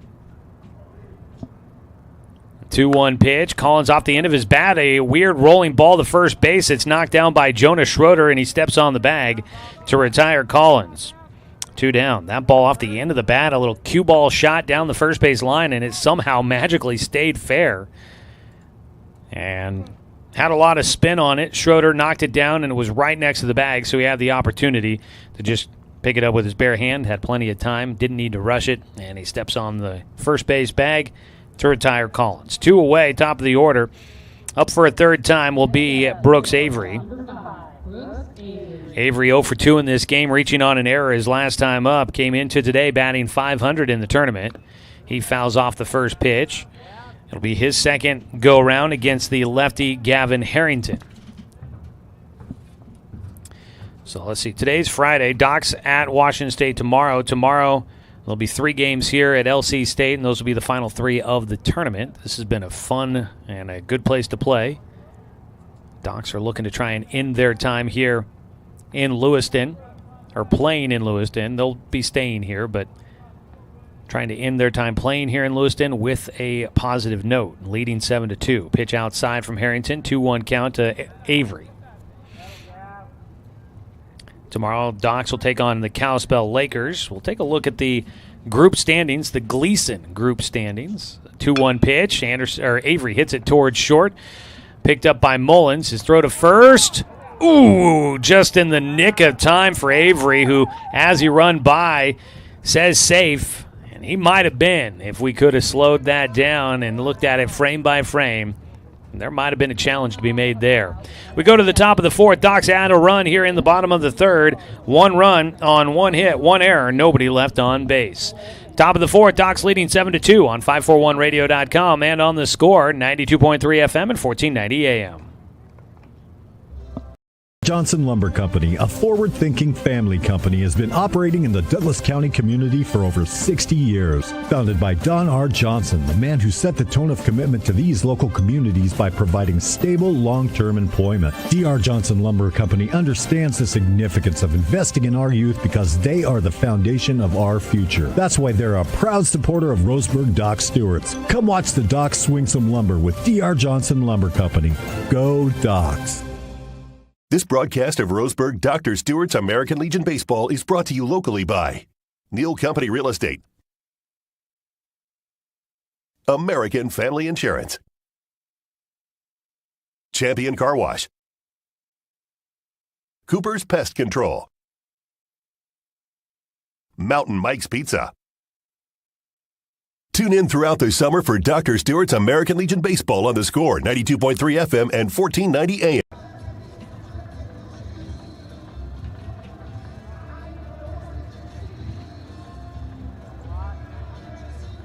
5-run ball game. Doc Stewart's entering the 4th inning with Cam Hartzell still on the mound. Today's ball game brought to you by Flyway Travel. Contact their travel experts for your travel plans. Give them a call at 541-672-5701. Well, Hartzell's allowed just 1 hit and the 2 runs. There should be an unearned run in there as a pitch inside to start things off against Reese Logsden. The second baseman walked his first time up. Coben Mullins scored in that 3rd inning. That'd be an unearned run against Hartzell. The ball fouled away, 1-1 count. Henry Crumbaugh hit a ground rule double to left field. Driving in Mullins back in that 3rd inning, and he eventually came around to score himself on a sac fly. So 1 unearned run out of the 2 that Hartzell has given up so far. 2-1 count for Logsden. He gets a line drive laser to left field as he gets to bat around, rolls it into the corner. Collins, a long run out there, gets a nice hop back to him, gets the ball in, but a stand-up double to lead things off here in the 4th inning. Ball has been flying around the ballpark in this one here today. That is the second double hit by the Bandits. The Doc Stewarts have a double for Jake Johnson, double for Cole Collins, Triple for Logan Anderson. So the ball really sailing a little bit here today. A little bit more impressive with the fact that Camden Hartzell's limited any damage, and he hasn't really given up that many hits. Only 2 hits allowed so far. First pitch swinging, ball fouled away by Jonas Schroeder. Schroeder yesterday was 0 for 1, had a strikeout, also was hit by a pitch in that 4-1 win. Speaking of scores from yesterday, the single-A ball clubs were in action yesterday there for the Roseburg Legion. An 0-1 pitch outside, 1-1 count. Yesterday, the Pepsi Bottle Caps were playing there at Champion Car Wash Field in Roseburg, hosting the Crater Comets. Unfortunately, they took a pair of losses, 6-1 and 9-1 against the Comets. The 1-1 pitch, fouled away, strike 2.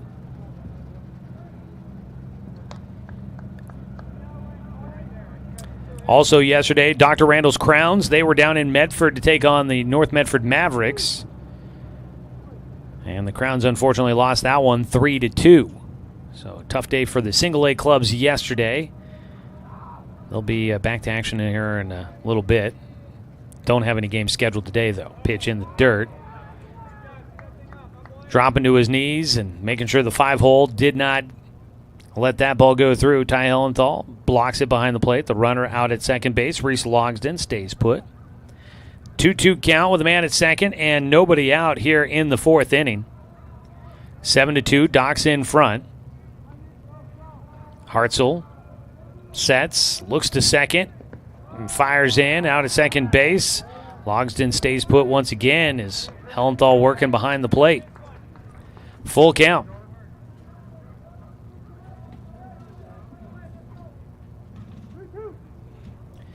Full count pitch here for Camden Hartzell. He's issued a couple of walks already. Looking to avoid one here. The 3-2. That ball line drive into left field.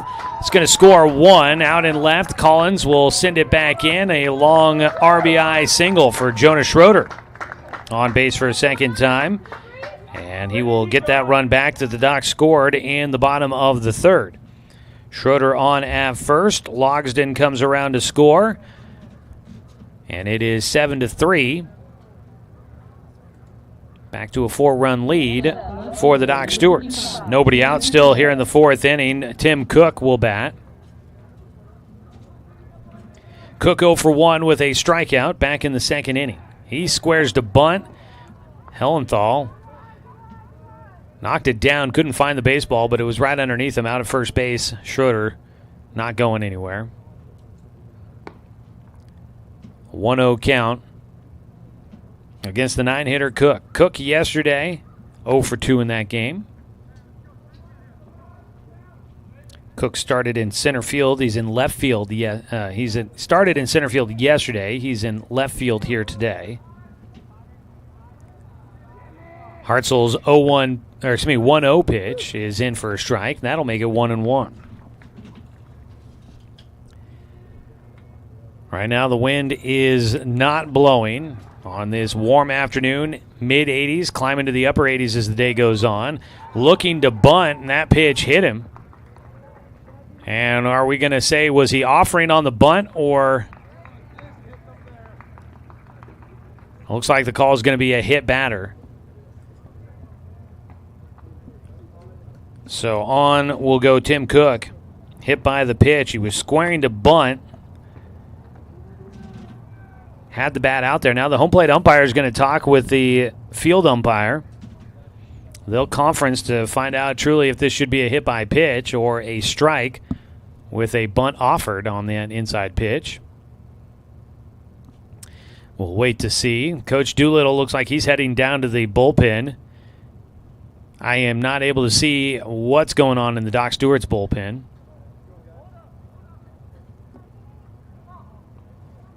So they seem to come to an agreement that it is a hit by pitch.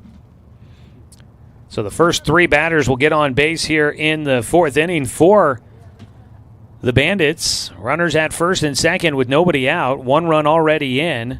A double, a single, and a hit batter. And the top of the order coming back up for the Bandits. Camden Hartzell, a little bit of a jam here in this fourth inning. Looking to try and get through it and see if he can help the Docs hang on to their decent lead. Ball fouled away for strike one.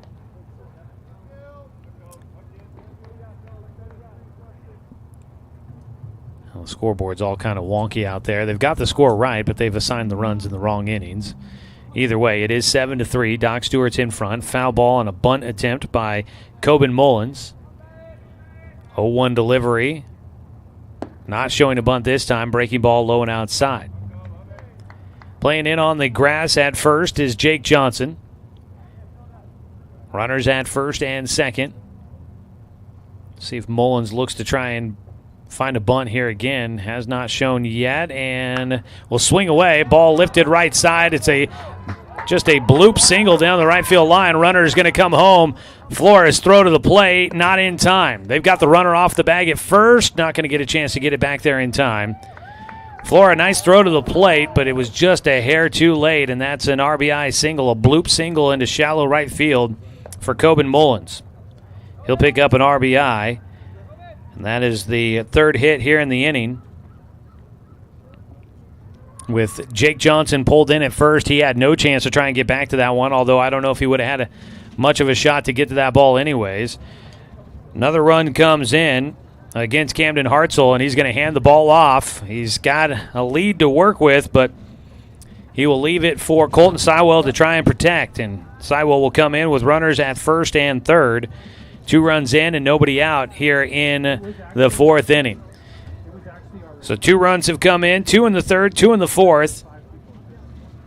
And runners on the corners with nobody out. Colton Sywell will take over for Camden Hartzell. As we take a 1-minute timeout, we'll come back here from Harris Field in Lewiston, Idaho. We're continuing play in the Palouse Summer Series on 541radio.com and on the Score, 92.3 FM and 1490 AM. Hey there, sports fans. Thanks for watching this local sporting event online at 541radio.com. Did you know there's more than one way to watch games online? You can watch games on your laptop or desktop computer, your tablet, or even your smartphone just by going to 541radio.com. But we also use YouTube to stream all of our video broadcasts, which means you could be watching this game on your big screen TV with a number of different streaming devices. You can stream our live YouTube broadcast through your PlayStation or Xbox gaming device, or through streaming devices like Google Chromecast, Apple TV, or Roku. There's plenty of ways to follow this live local sporting event. Plus, you can find past events archived on 1490 The Score's YouTube channel. Find us on YouTube and subscribe today to keep up with the latest in local sports coverage.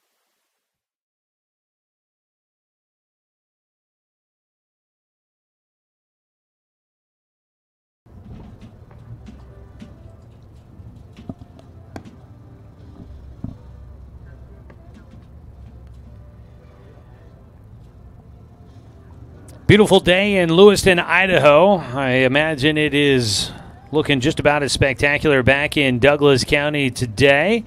Thanks to everybody for tuning in and joining us for today's ball game, whether you're listening on the radio to The Score, Douglas County's home for sports, or if you are watching the game with us online, which is presented by the Cow Creek Tribe.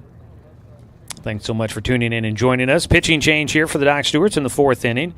Cam Hartzell goes 3 innings. He doesn't record an out here in the fourth, so gets credit for 3 innings, gives up 4 hits, 3 walks, 3 strikeouts, 3 hit batters. He's given up 4 runs so far, but 2 runners on base would go to his total if they come around. Colton Sywell will look to try and make that not happen. First pitch swung on and missed by the batter Blake Skinner, who will face the new pitcher for the first time.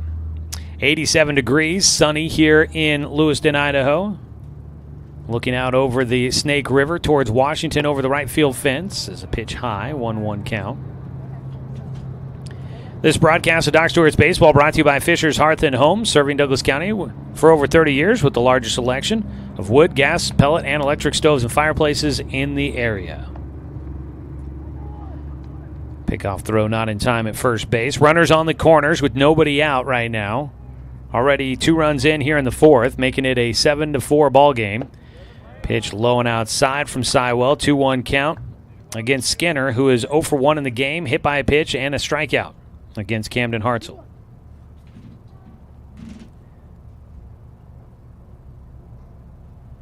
Sywell out of the stretch. Hits the outside corner for a called strike at the knees. And evens things up. 2 balls, 2 strikes against Blake Skinner.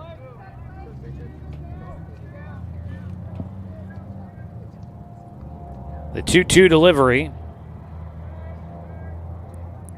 Sywell takes his time, now delivers, and it's outside as the count goes full. Walk would load him up.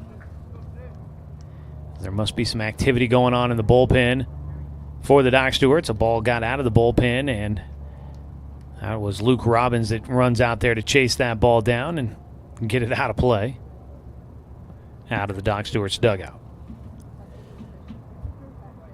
Breeze picking up a little bit, blowing out to left field. Ball's been flying around the ballpark today here in Lewiston.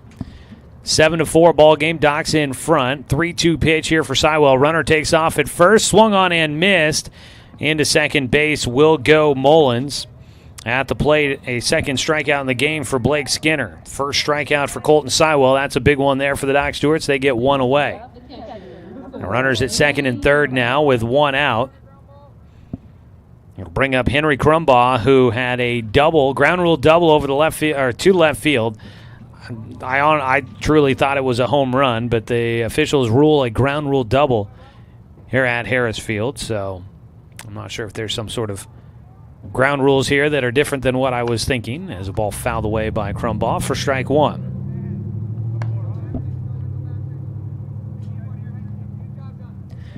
But I thought it looked like it had hit off a sign above the yellow line out there. The ball hit and came back into play. They ended up ruling a ground rule double. The 0-1 pitch to Crumbaugh. It's outside. The catcher is 1 for 2 today with an RBI and a run scored.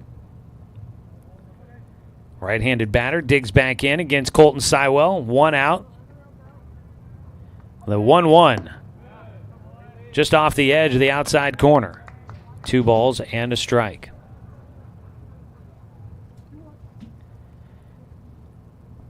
Doc's trying to get through things here in this 4th inning. Need to keep adding runs as this game goes on. As a ball lifted right side, playable for Flora. He'll get a chance to catch. He throws going all the way to the plate. It won't be in time. A run will score on the sac fly for Henry Crumbaugh. His second RBI of the game, 2 down. Coming in to score is Tim Cook. Up to third base goes Coben Mullins. So runner at third with 2 down. It is now a 2-run ball game at 7-5. So what at one point had been a 6-0 lead has been dwindled down with 3 runs in here in the 4th. Gabe Pham will bat. He was hit by a pitch last time. First time facing Sywell. Ball fouled off, and that clipped Ty Hellenthal behind the plate. Strike 1. So now it is up to 5 runs allowed by Camden Hartzell. Doc's in front, but this game felt like they were in strong control in this one and just kind of slowly chipped away. The Bandits are back in it. Another ball fouled away for strike 2.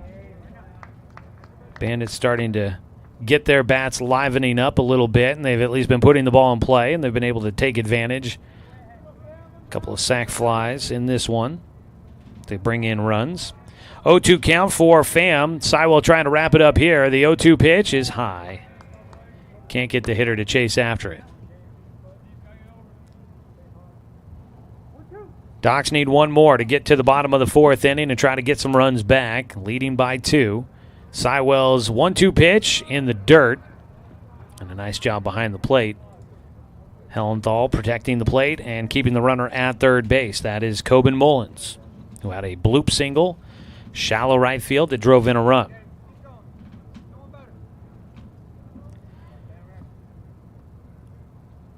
Two balls and 2 strikes to Gabe Pham. And he'll take strike 3 over the plate at the bottom of the zone. And that will finish things off here in the top of the 4th inning as Pham goes down looking. Second strikeout in relief for Colton Sywell. And for the Bandits, they will cut into the deficit a little bit more, but still trail. They get 3 runs on 3 hits No Doc Stewart errors. One man left on base. It is 7-5 as we go to the bottom of the fourth here on 541radio.com and on the Score, 92.3 FM and 1490 AM.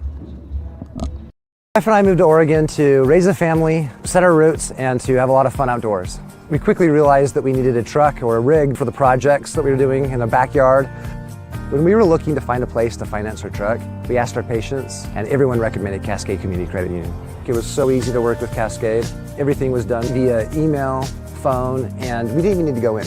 I can't wait to finish up the projects in the backyard, go on more adventures in our truck with our boys, and I look forward to working with Cascade again in the future. Brook Communications radio stations have joined forces with the News Review and Lotus Web Services, announcing the Lotus Media Group, a multimedia enterprise. Web, broadcast, print. Make it happen with Lotus Media Group, LLC.com.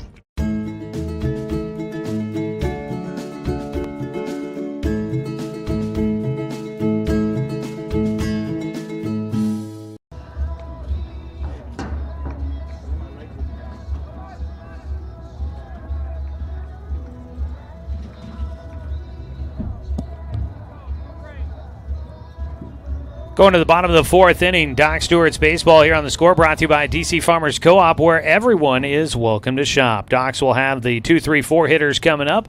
Heart of the lineup up here for the Stewies again as they look to try and stretch things back out. Facing Gavin Harrington, he'll get a ground ball, softly hit left side, cut off by the third baseman, throw to first in time to get Jake Johnson one away. Here in the bottom of the fourth inning. One down to start things off for the Bandits. It'll bring up Daniel Withers, the heart of the order, brought to you by American Family Insurance. They're at the heart of it all when life hands you a tough road or you just want to be prepared. Turn to Lynette McAllister for all of your insurance needs. Ball fouled off by Withers for strike one, trickled down the first base side. Well, the Docs started out, they took advantage. They got 5 walks in that first inning from Nolan Curran, and they really took advantage of that. Obviously, that many walks in a row is going to put you in a good position. But the Docs since then managed just 2 hits. This pitch inside drops in just a bit too far inside against the righty Withers. That first inning, it was 6 runs on 2 hits, 1 error, and the number of walks. Another pitch inside and low, 2-1 count. Since then, the Docs have put up 1 run on 2 hits and 1 error in the last 2 innings. Trying to get some cushion once again, some insurance. Pitch low and outside, 3-1 count by Harrington. Pretty much this is kind of moving day for the Doc Stewarts here. Is a 3-1 pitch outside, ball 4 issued to Daniel Withers. Withers will have his first walk. He was also hit by a pitch, and he is struck out. First walk issued by Gavin Harrington. Next to the plate, the center fielder, number 16. So got 1 on, 1 away. It'll be the lefty Dane St. Clair to bat. He is 0 for 1 in the game with a walk and a ground out. He grounds one towards second. They're going to tag the runner, throw to first, double play, ends the inning, and that will do it.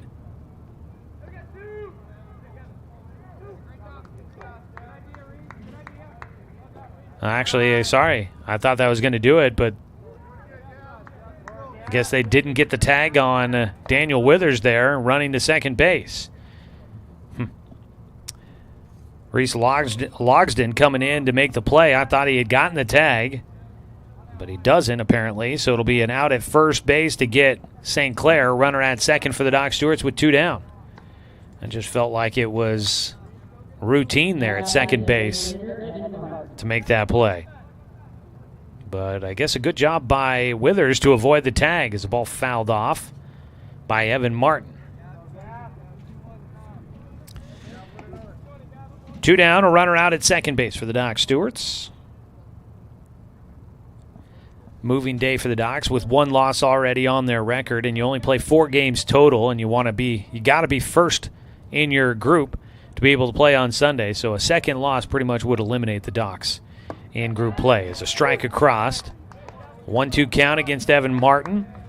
Martin 1 for 1 in the game with a single his last time up, had the first hit And the only hit so far, 2 hits against Gavin Harrington. Martin has one of them. Pitch outside, 2 balls, 2 strikes. Martin had the first hit against Gavin Harrington. Also with a hit is Logan Anderson, who had a triple and eventually came around to score on a throwing error. Ground ball chopper towards short, playing back. Long throw from Mullins. Can he get it across the diamond in time? Yes, he will. Big scoop at first by Jonah Schroeder to finish off the inning. And so that will keep the Docs off the board here in the 4th inning, and momentum swinging over to the visiting dugout on the third base side. 7-5, Docs in front, but it does feel as if the Bandits are rallying. We go to the 5th inning with the Docs leading against the Northwest Bandits here on day 2 of the Palouse Summer Series on 541radio.com and on the Score, 92.3 FM and 1490 AM. At Douglas County Farmers Co-op, we want your four-legged friends to be healthy and happy. That's why we stock a carefully curated selection of pet, equine, and livestock supplies. From the premium foods your pets crave to grooming and show supplies that help you shine in the show ring, you'll find it at Douglas County Farmers Co-op. Our knowledgeable staff are here to help with those tough pet and livestock care questions. Stop by or shop at DouglasCountyFarmersCoop.com. It's time to get your game on with Mountain Mike's oven roasted chicken wings. They're meaty, juicy, in 4 bold sauces ready to tempt your taste buds. And they're hand sauced and tossed for every order. It's game on with Mountain Mike's Pizza oven roasted chicken wings. Get your wings today. Order online or on our app for carryout or delivery.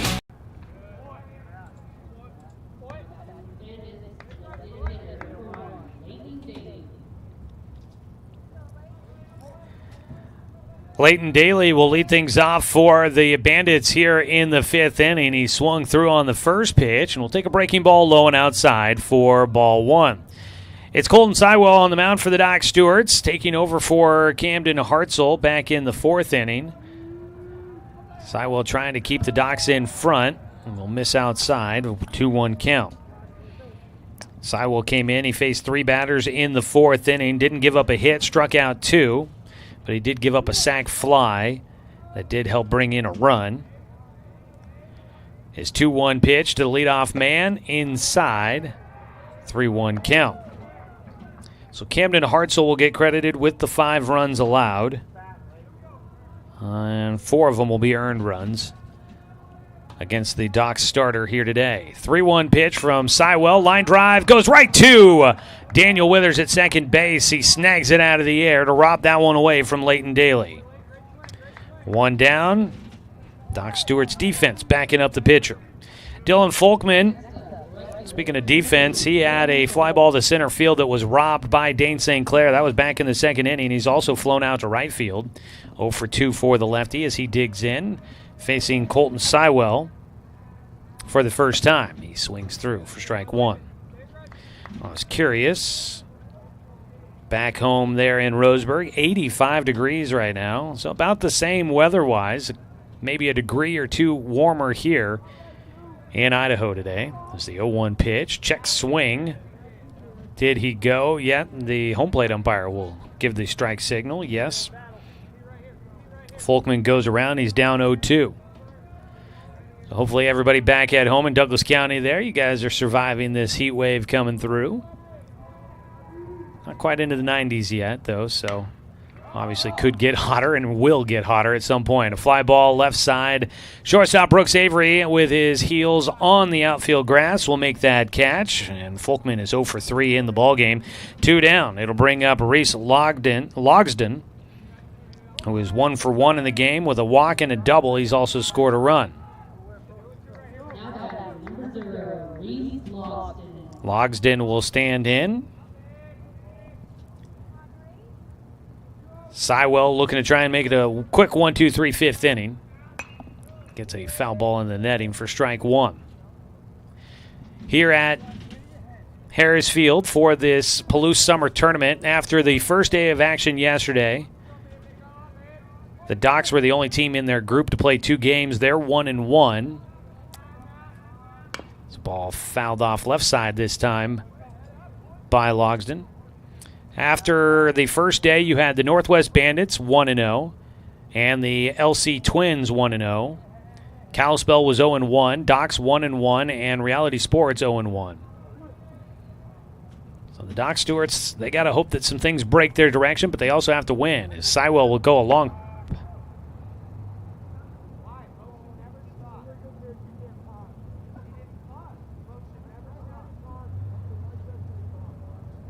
They're going to call a balk on Sywell for his hesitation in his move. The home plate umpire is going to say that that's a balk on that 0-2 delivery. It'll be now 1-2. Sywell, he'll do that from time to time where he'll mix it up and have a long kind of slow delivery. Get a check swing on the 1-2 pitch.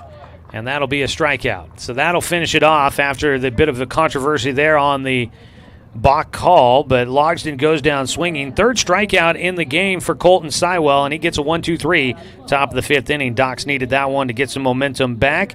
That is 3 up, 3 down, and it's still 7-5. Docks in front of the Northwest Bandits as we go to the bottom of the fifth here on 541radio.com and on the Score, 92.3 FM and 1490 AM.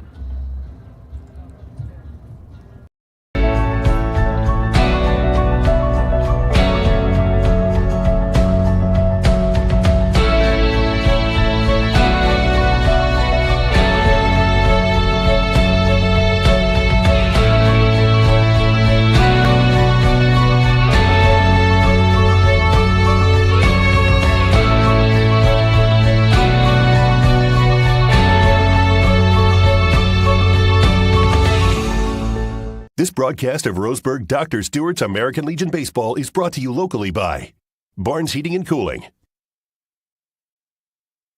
Cascade Community Credit Union, DC Farmers Co-op, Dr. Alanson Randall, Travel Leaders Flyaway Travel.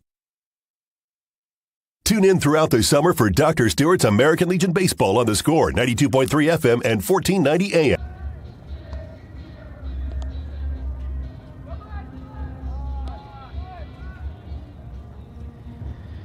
Docks in front, 7-5 as we go to the bottom of the fifth inning. Stewie's looking to try and hang on to this one. Took a big lead early, but fighting their way back in. The Northwest Bandits within reach, trailing by 2. It'll be Taj Flora to lead things off. He gets a line drive, just fouled down the third base side for strike 1.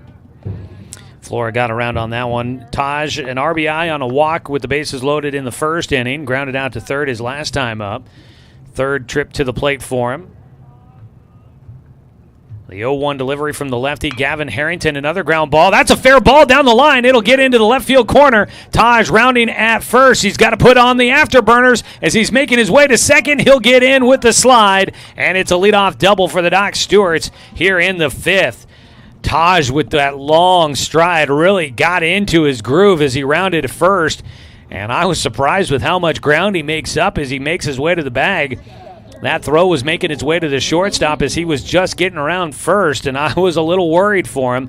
But he'll have the fifth hit in the ballgame for the Dock Stewarts. It's another extra base hit. I believe that's their third in the ballgame, and the Docks will have a man in scoring position with nobody out.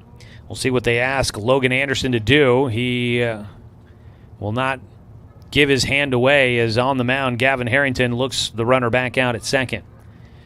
Base hit to start things off here in the fifth inning for the Dock Stewarts. Now showing a bunt. Anderson offers, can't get any contact for strike 1. Well, today we've got some teams out of Area 4 in action. We'll take a look at that, but do have a schedule update for fans of Legion Baseball there in the Roseburg area.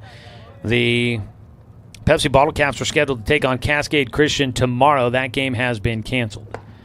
That was supposed to be a home game for the Bottle Caps, but they have canceled it. No makeup date currently for that game against Cascade Christian for Pepsi. 1-1 count. Anderson swings through on the pitch from Harrington.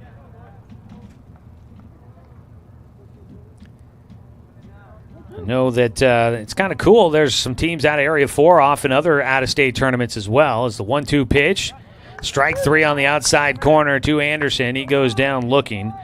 Logan with a triple his last time up. This time takes strike 3 on the outside corner. That is just the second strikeout in the game for Gavin Harrington. One away with the man at second base. This is a perfect opportunity for the Docs to try and build their lead back out a little bit. Currently leading by 2. Ty Hellenthal will try to see if he can get his first hit of the game. Had an RBI walk back in the first. He takes high for ball 1. Eugene is at the Battle of Omaha tournament in Omaha, Nebraska. Man, that's a trip. It's the 1-0 pitch. Hellenthal fouls it away for strike 1. Thought it was a long drive to get to Lewiston here back on Wednesday. I got to imagine they flew out to Nebraska for that one for the Challengers, and that's a lengthy road trip. That might not be the longest one. Redmond is in Anchorage, Alaska for a tournament. It's a pitch high. I don't know exactly which would be longer, but they both seem like pretty decent road trips compared to what the Docs have done, although this felt like a good one. So a couple of teams playing out of the state in tournaments here this week, out of Area 4, but Medford and Grants Pass are meeting for a doubleheader today, starting at 5 o'clock, a league game there. Grants Pass still without a win on the season. So Medford will be at Grants Pass looking to try and keep that going. As a ball popped up by Hellenthal, it's on the infield. It'll be the third baseman calling for it. Blake Skinner will make the catch. 2 down. The Doc Stewarts so far have not been able to take advantage of a leadoff double by Taj Flora. He is still at second base, and it'll be Cole Collins to try and see if he can change that. Collins last time up hit a cue ball shot down the first base line. Collins did have a 3-run double back in the first inning. Love to see that again. He takes on the outside corner for strike 1. Eugene won yesterday 4-0, but this morning they lost 2-0 against Gross Catholic out of Nebraska, and then they had another game against a team from Colorado. I think they lost that one too as the ball fouled off, and Collins finds himself down 0-2. Let's take a look-see here.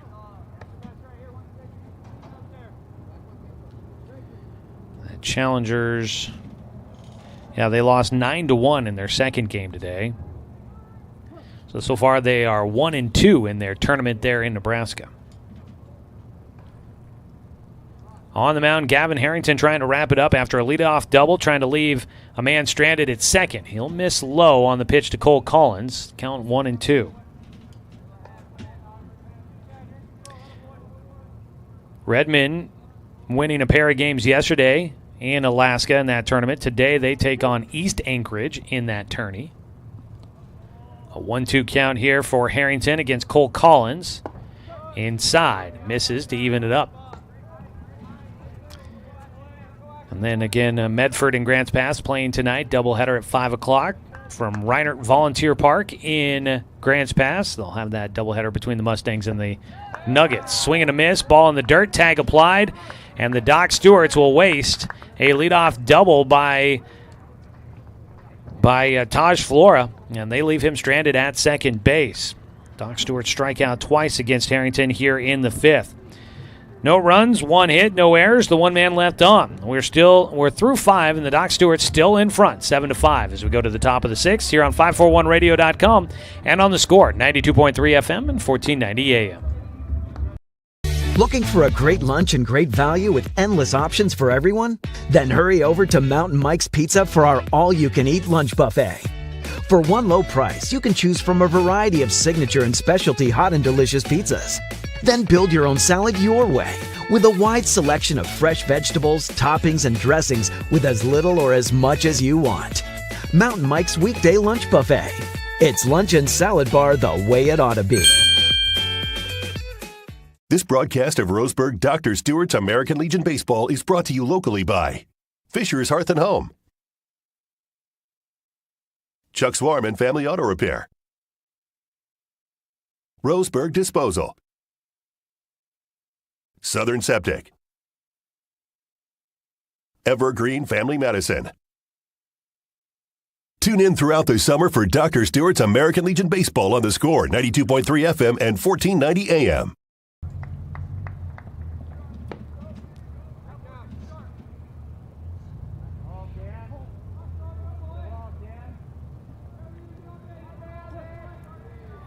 Jonah Schroeder leading things off for the Northwest Bandits here in the 6th inning. Fouled off the first pitch. Will take low from Colton Sywell for a 1-1 count.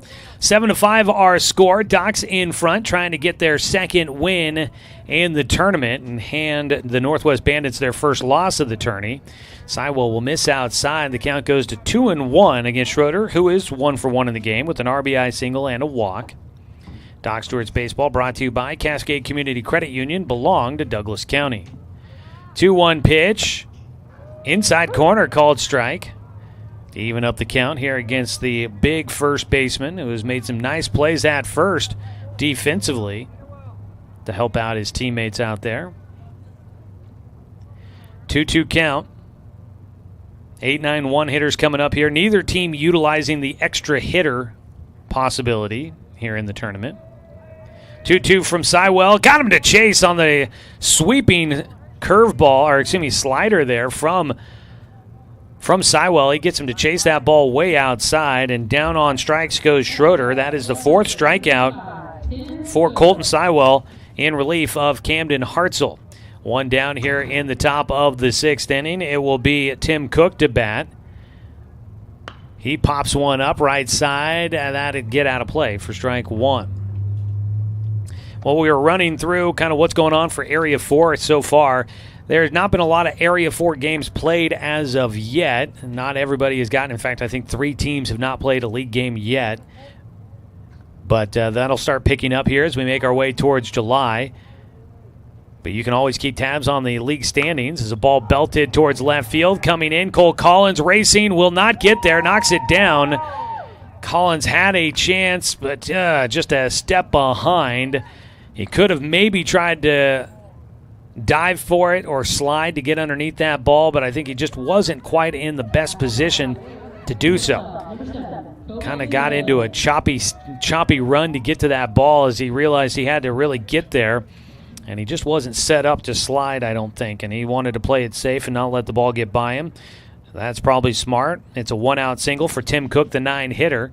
Runner at first with 1 away. First pitch outside for ball 1 against the top of the order, Coben Mullins, who is 1 for 3 in the game. Had an RBI single his last time up. He was the last batter to face Camden Hartzell. So this will be the first bat for him against Colton Sywell. Check swing. He couldn't hold up on the inside pitch, a 1-1 count. But you can check out the league standings as well as scores, schedules, game recaps, and more there at 541radio.com on Doc Central, presented by Champion Car Wash. Head there and check that out. Find it on the Score homepage. And we will be getting player interviews up there online throughout the season. Got to get Brooks Avery's interview from yesterday posted up online. Already have Drew Camp and Logan Anderson there.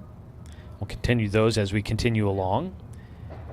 2-1 delivery. Ground ball, third base, takes a nice high hop for Anderson and bobbled at second by Withers. And safe at second base will be Tim Cook. Docs will have their second error of the ballgame. Fielder's choice for Mullins to get on base. Safe at second for Tim Cook. It was ruled that the bobble not on the transition out of the glove for Daniel Withers, and I would agree. It looked like it just popped right out of his glove as he tried to field it at second base. Withers playing shortstop a lot, I think, during the spring season with Umpqua Valley Christian. Seeing him at second base here, and he's just a big guy that it's interesting to see him as a middle infielder. He doesn't seem to have the frame you would think of a middle infielder, at least not at this level. More of a first baseman type of body, but he's a good infielder. Just misplayed that one, and that cost the Docs an out, at least, and maybe 2. First pitch outside, ball 1 against Blake Skinner, who is 0 for 2 in the game with a pair of strikeouts, also been hit by a pitch. He struck out against Colton Sywell, first batter to see Sywell after he entered the game in the 4th inning. A 1-0 delivery here for Colton. Popped him up and into the grandstands. There it ricochets off the aluminum grandstands here behind home at Harris Field. We described it a bit for you yesterday for those that were tuned in. We've got the metal grandstands back behind home here elevated up above the playing field. And then down the first base and third base sides, you've got the wooden bleachers that fans bring their own chairs and hang out there, a lot with umbrellas to provide some shade. 1-1 pitch goes through the legs for Hellenthal, and the runners will both move up 90 feet. That puts the game-tying run in scoring position for the Bandits. It'll be a pass ball. So runners at second and third, just one away. An error in this inning right now is looming a bit large, feeling a bit costly. A 2-1 pitch for Colton Sywell. Line drive gets in. There's one. Game-tying run at third. They will hold him there as the throw by Collins comes back in. It's a one-run ball game, 7-6. And the Docs, their tournament life kind of hanging in the balance here. Coming in to score, Tim Cook. Up to third base goes Mullins. Blake Skinner with a base hit to left field. Drives in a run, and they've got him on the corners with one out. And the game-tying run at third base. Docs are the home team, so they would get the opportunity to try and bat in the bottom of the seventh if necessary. They are hoping they can hang on to this lead. They were up 6-0 after the first inning, and they have watched it just get chipped away at. A run here in the top of the sixth for the Bandits, and they're back within one. Game-tying run at third, just one away. Docs need a double play ball once again. First pitch, strike one against the three-hitter, Henry Krumbaugh, who is having a nice day at the plate. He's got 2 RBI, a ground rule double. He scored a run, also had a sac fly. He could try and tie this game up with another sac fly. He'll take low, a 1-1 count. Doc Stewart's built their lead in the first inning thanks to 5 walks issued by Nolan Curran. Walks by the opposing pitcher are always brought to you by Umpqua Valley Fire Services. Things can get out of control quickly. That's why they provide unmatched fire safety and services. There's a ball in the air to right field. Not hard hit. Sliding to get to it. Catch made by Flora. He'll send it in, but the game is tied on the sac fly. Flora had to make an adjustment to get to that ball and make sure he got the catch made. Ended up sliding to his knees to make the play.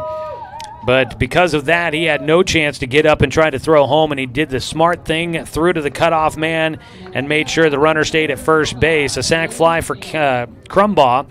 He has his 3rd RBI in the game.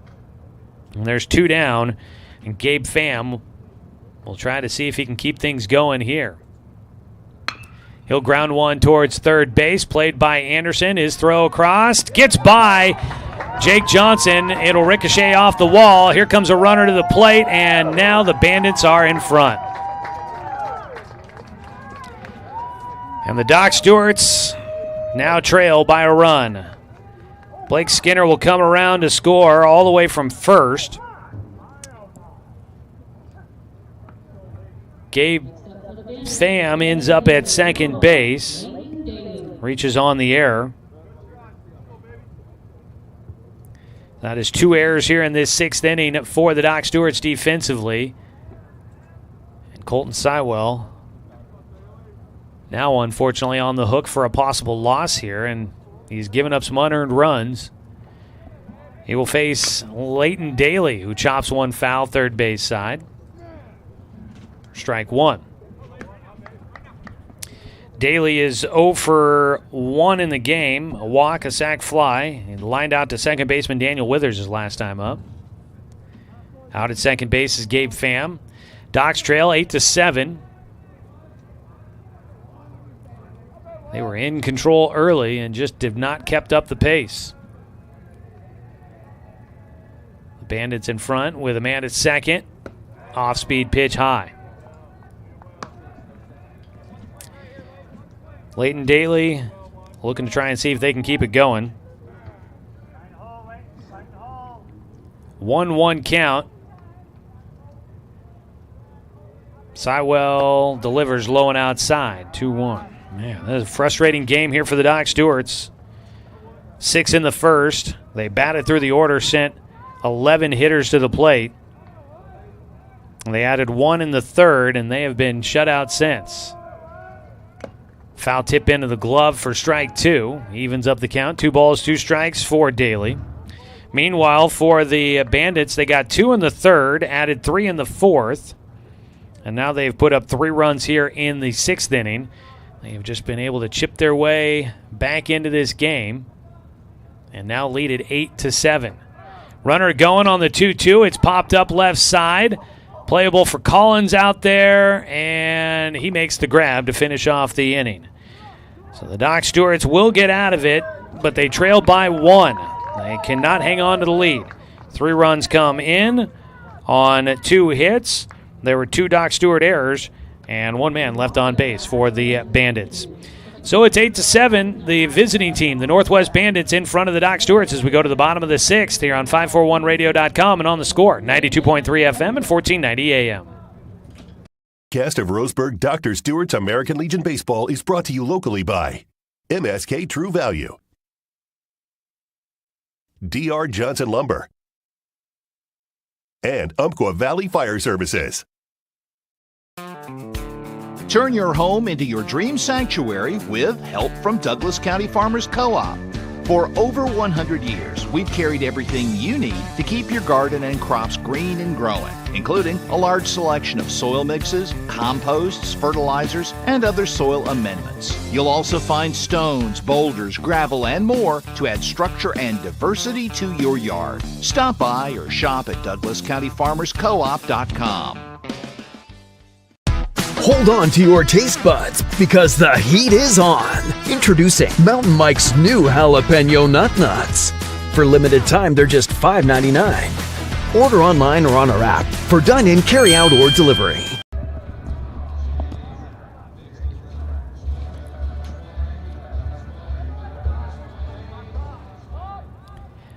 Work to do for your Roseburg Dr. Stewarts as we head to the bottom of the 6th inning. It will be the top of the order up to bat. Brooks Avery will stand in. Avery is 0 for 3 in the ball game. He will pop up the first pitch he gets from Gavin Harrington, and the shortstop will get that one on the infield dirt for the first out. Docs have been limited in their effectiveness since early on in the game. Only 5 hits in this ball game. They've had a few extra base hits. In fact, it looks like 4 of them total, a triple and 3 doubles. But they've been limited on how much they've gotten out of it. Ground ball left side. Third baseman cuts it off. Skinner has time. He'll send it across to Schroeder. And Jake Johnson will ground out. There's 2 down quickly on just 2 pitches here in the 6th inning. The Doc Stewarts, they are down to their final 4 outs to work with here. It'll be Daniel Withers to stand in. He is 0 for 1 with a walk and a hit by pitch, and an at-bat back in the first inning. Pitch misses, ball 1. Last time up, Gavin Harrington walked Daniel Withers, and again, walks by the opposing pitchers, brought to you by Umpqua Valley Fire Services. We got kind of cut off in there, read there. Things can get out of control quickly. That's why they provide unmatched fire services, fire safety and services. They've got a fire extinguisher and fire sprinkler services, plus much more. Umpqua Valley Fire Services works to keep their clients and their neighbors safe. Visit uvfs.net. Make sure you're prepared when things get out of control. Couple of strikes across against Withers. He's down 1-2. Gets behind one to center field, but it's not going to be enough to do anything. A routine fly ball to straightaway center, and that's a 1-2-3. 6th inning for Gavin Harrington and the Northwest Bandits. No runs, no hits, no errors, and nobody left on. And that was a quick one there. Back out to the mound for Colton Sywell, trying to keep it a 1-run ball game as we go to the top of the 7th here on 541radio.com and on the Score, 92.3 FM and 1490 AM.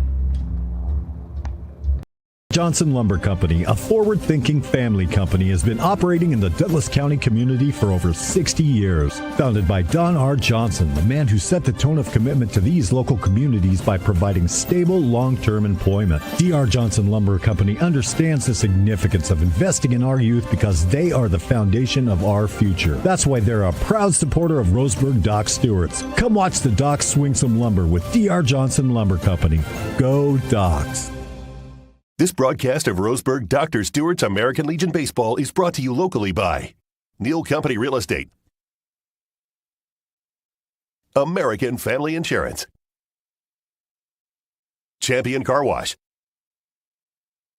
Cooper's Pest Control. Mountain Mike's Pizza. Tune in throughout the summer for Dr. Stewart's American Legion Baseball on the Score, 92.3 FM and 1490 AM.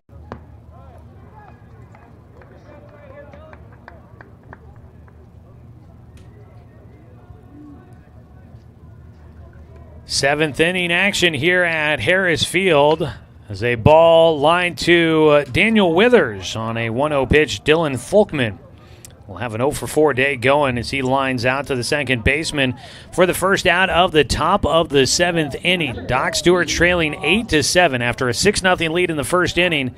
They find themselves in trouble here, down by 1. They're trying to keep it that way and give themselves as best of a chance to try and win it in the bottom of the seventh inning. Swing and a miss, strike 1 for Reese Logsden, who reaches on that first pitch and does not connect. Logsden 1 for 2 with a walk and a double. Breaking ball too far inside, 1-1 count. Now the Doc Stewarts will have the 4, 5, and 6 hitters due up in the bottom of the seventh, and they need to manufacture a run somehow. The 1-1 pitch low and outside from Colton Sywell. 6 hits in the ball game for the Bandits. And they have rallied their way back in. That foul must have been a foul ball on a check swing for strike 2. And the umpire called a dead ball, so I think it should be 2-2. That was a foul ball on the check swing there by Logsden on the inside pitch. It looked like it was ball 3, but if not for the call by the umpire, I would have thought it was. That pitch outside goes to the backstop from Colton Sywell. Logsden up to bat with 1 out. Jonas Schroeder is on deck. We're here in the Southern Septic Service 7th inning. It's going to be a big one, a 1-run ball game here. 8-7, the Bandits in front. A 3-2 pitch coming up for Logsden. Sywell gets him to swing through it for strike 3. A big punch out there by Colton Sywell. That'll be his 5th strikeout in the ballgame. 2 down, and Jonas Schroeder will stand in. He's 1 for 2 in the game. Struck out against Sywell back in the 6th inning. Nobody on base with 2 down. Nobody sticks their nose in Southern Septic Services business. Get a free no-obligation estimate today for all your septic, grease trap, and portable toilet needs. Visit SouthernSepticServiceInc.com. Breaking ball inside corner called for a strike. Sywell's 0-1 pitch, low and outside. 6 hits in the game for the Bandits. Doc Stewart's with 3 errors, and that last half inning was costly for him as the ball popped up. Playable for Johnson in foul territory. Jake will make the catch in foul territory over there to wrap things up. And that will be a quick 1-2-3 top of the 7th inning for the Northwest Bandits. They lead it by 1, needing 3 outs to wrap up a big come-from-behind victory. We'll go to the bottom of the 7th. Doc's Tournament Live hanging in the balance on 541radio.com and on the Score, 92.3 FM and 1490 AM. My wife and I moved to Oregon to raise a family, set our roots, and to have a lot of fun outdoors. We quickly realized that we needed a truck or a rig for the projects that we were doing in our backyard. When we were looking to find a place to finance our truck, we asked our patients, and everyone recommended Cascade Community Credit Union. It was so easy to work with Cascade. Everything was done via email, phone, and we didn't even need to go in. I can't wait to finish up the projects in the backyard, go on more adventures in our truck with our boys, and I look forward to working with Cascade again in the future. Brook Communications radio stations have joined forces with the News Review and Lotus Web Services, announcing the Lotus Media Group, a multimedia enterprise. Web, broadcast, print. Make it happen with Lotus Media Group, LLC.com.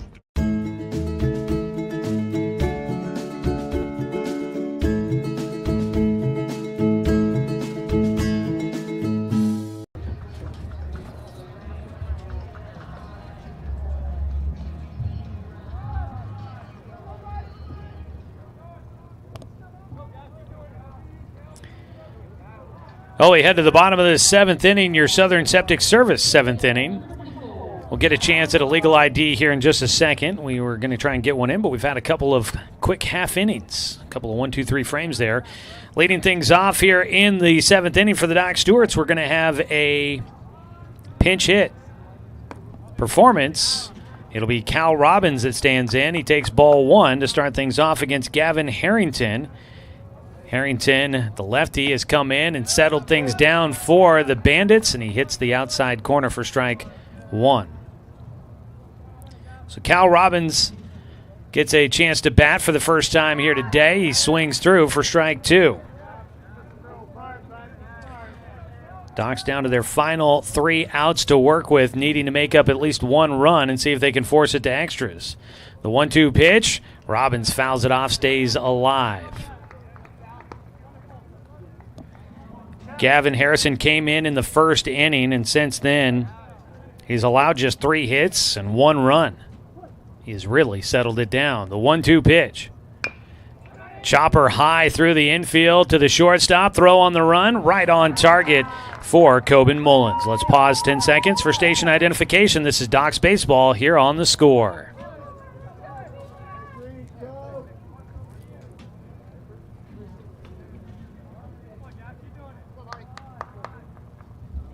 Next up, the designated hitter, number 15, Evan Martin. Evan Martin will stand in.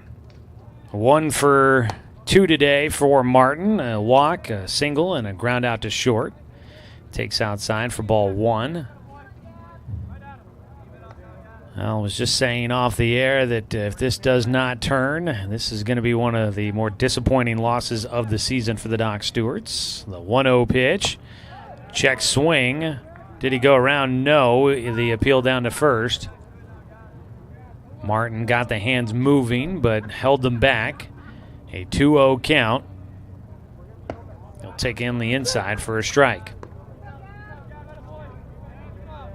2 balls, 1 strike. Docs will be in Washington tomorrow at Pullman, Washington State University.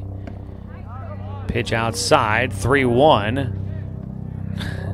I think the catcher, Crumbaugh, as well as a fan behind home, everybody couldn't believe that wasn't strike 2. A 3-1 pitch.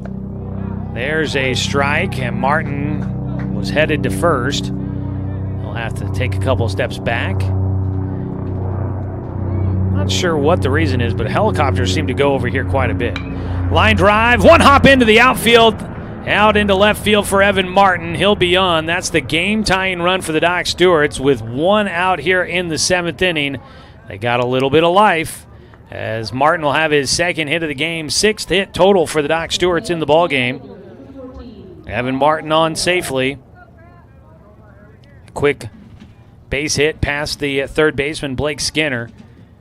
Couldn't get in front of that one. As Evan Martin stings one out to left field. A 1-out single, gets a man on. Taj Flora will try to keep things going. He hits one high in the air out to left field, but it's playable. Backing up Tim Cook. That ball goes off his glove. It rolls to the warning track. Heading for third will be Martin, and he will be at the bag. It's not Martin. They brought in a runner, and the Docs could have had it there on a possible misplay in left field. That'll be an error on the left fielder, Tim Cook. It went off his glove, but assuming the ball was going to be caught, Drew Camp had to get his wheels moving in the right direction, but the Docs will have runners at 2nd and 3rd, and now they've got a pulse in this one with 1 out. That'll be the 3rd error in the game for the Bandits.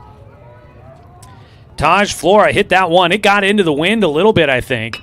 As the first pitch swinging for Logan Anderson goes right side. This could bring in a run. Camp tags. He's heading for home. The throw in. Not in time. Boy, they might have had a chance. That ball cut off. And we will have a tie ball game here in the 7th inning. Now, there is the possibility of a time limit here. We'll see how it goes. But the Docs, with 2 outs, now have the game-winning run at second base. And Logan Anderson, an RBI sac fly to right field. It'll be Ty Hellenthal to try and see if he can bring in Taj Flora from second. Drew Camp scored. He was running for Martin. Runner going from second. No throw, and now the Docs have the game-winning run 90 feet from home. A 1-0 count for Taj Flora. Or excuse me, no, this is Ty Hellenthal.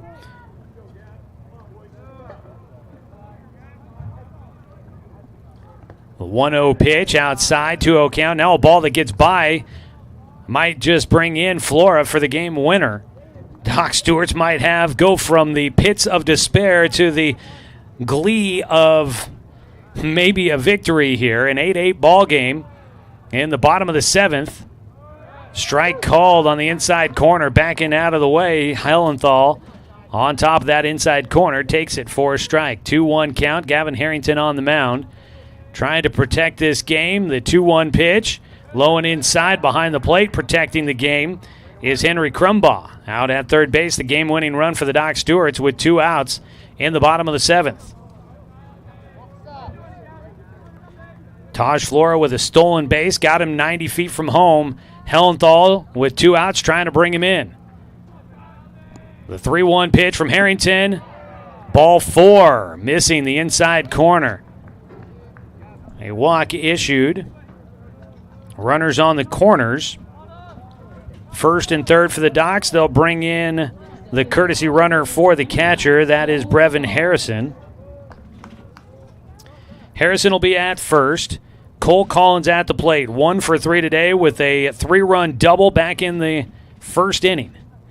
And he'll have an opportunity to see if he can get another big hit here for the Docs. Takes the first one right down the middle for strike 1. Well, this game has had some ups and downs here today. Let's see how it finishes. The 0-1 pitch from Harrington hits the outside corner, and Collins down to his last strike.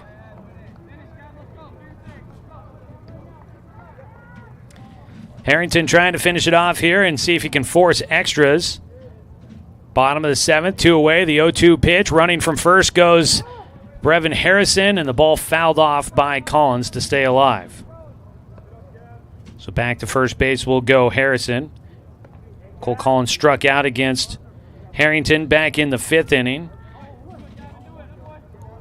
Looking to put it in play, see if something will happen. The 0-2 pitch outside. There goes Harrison to second. No throw. They are not concerned about him. And that would be what you would expect. He doesn't mean anything. The runner at third base, Taj Flora, he's the one that means everything. The 1-2 pitch. Foul tipped into the glove for strike 3, and that will finish off the bottom of the 7th. Docs leave the game-winning run at third, but they tie it up, and they will keep this game going. No, we have hit our time limit, it looks like. We are at 2 hours and 15 minutes, and so that is going to end it. Docs are going to end in a tie, and that will put things very much into question on whether or not they'll have a chance to try and stay in contention for a place in Sunday's semifinals. Final score is going to be 8-8. Docs will end with a tie. They battle back, and they needed that final run there to finish it off. Dang, what a bummer. That'll be the 4th strikeout in the game for Gavin Harrington, and there'll be a no decision for everybody involved in today's ballgame. Well, at least they didn't take a loss, but that definitely doesn't feel much better to walk away with a tie here in this one.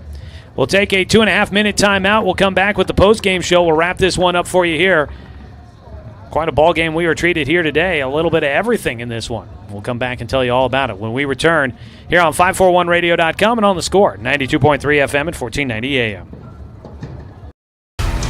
To us, pizza the way it ought to be isn't just our slogan. It's our promise and our passion to give you the best dining experience and the best tasting pizza you expect. For over 40 years, we've been making pizza the way it ought to be. Handmade with the freshest and finest ingredients. Our dough is made fresh daily, and we use 100% whole milk mozzarella cheese and toppings to the edge. There's pizza, and then there's Mountain Mike's Pizza. Pizza the way it ought to be. Turn your home into your dream sanctuary with help from Douglas County Farmers Co-op. For over 100 years, we've carried everything you need to keep your garden and crops green and growing, including a large selection of soil mixes, composts, fertilizers, and other soil amendments. You'll also find stones, boulders, gravel, and more to add structure and diversity to your yard. Stop by or shop at DouglasCountyFarmersCoop.com. D.R. Johnson Lumber Company, a forward-thinking family company, has been operating in the Douglas County community for over 60 years. Founded by Don R. Johnson, the man who set the tone of commitment to these local communities by providing stable, long-term employment. D.R. Johnson Lumber Company understands the significance of investing in our youth because they are the foundation of our future. That's why they're a proud supporter of Roseburg Dock Stewarts. Come watch the Docks swing some lumber with D.R. Johnson Lumber Company. Go Docks! My wife and I moved to Oregon to raise a family, set our roots, and to have a lot of fun outdoors. We quickly realized that we needed a truck or a rig for the projects that we were doing in our backyard. When we were looking to find a place to finance our truck, we asked our patients, and everyone recommended Cascade Community Credit Union. It was so easy to work with Cascade. Everything was done via email, phone, and we didn't even need to go in. I can't wait to finish up the projects in the backyard, go on more adventures in our truck with our boys, and I look forward to working with Cascade again in the future.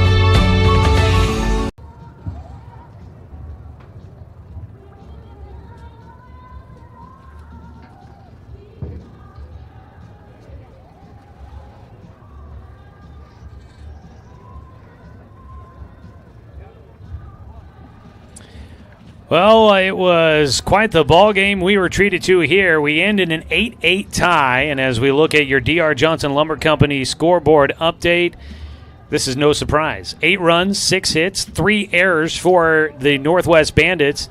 8 runs, 6 hits, 3 errors for your Roseburg Dr. Stewarts. So they finished tied in runs, and they finished tied everywhere else. 8-6-3, the final numbers in this one.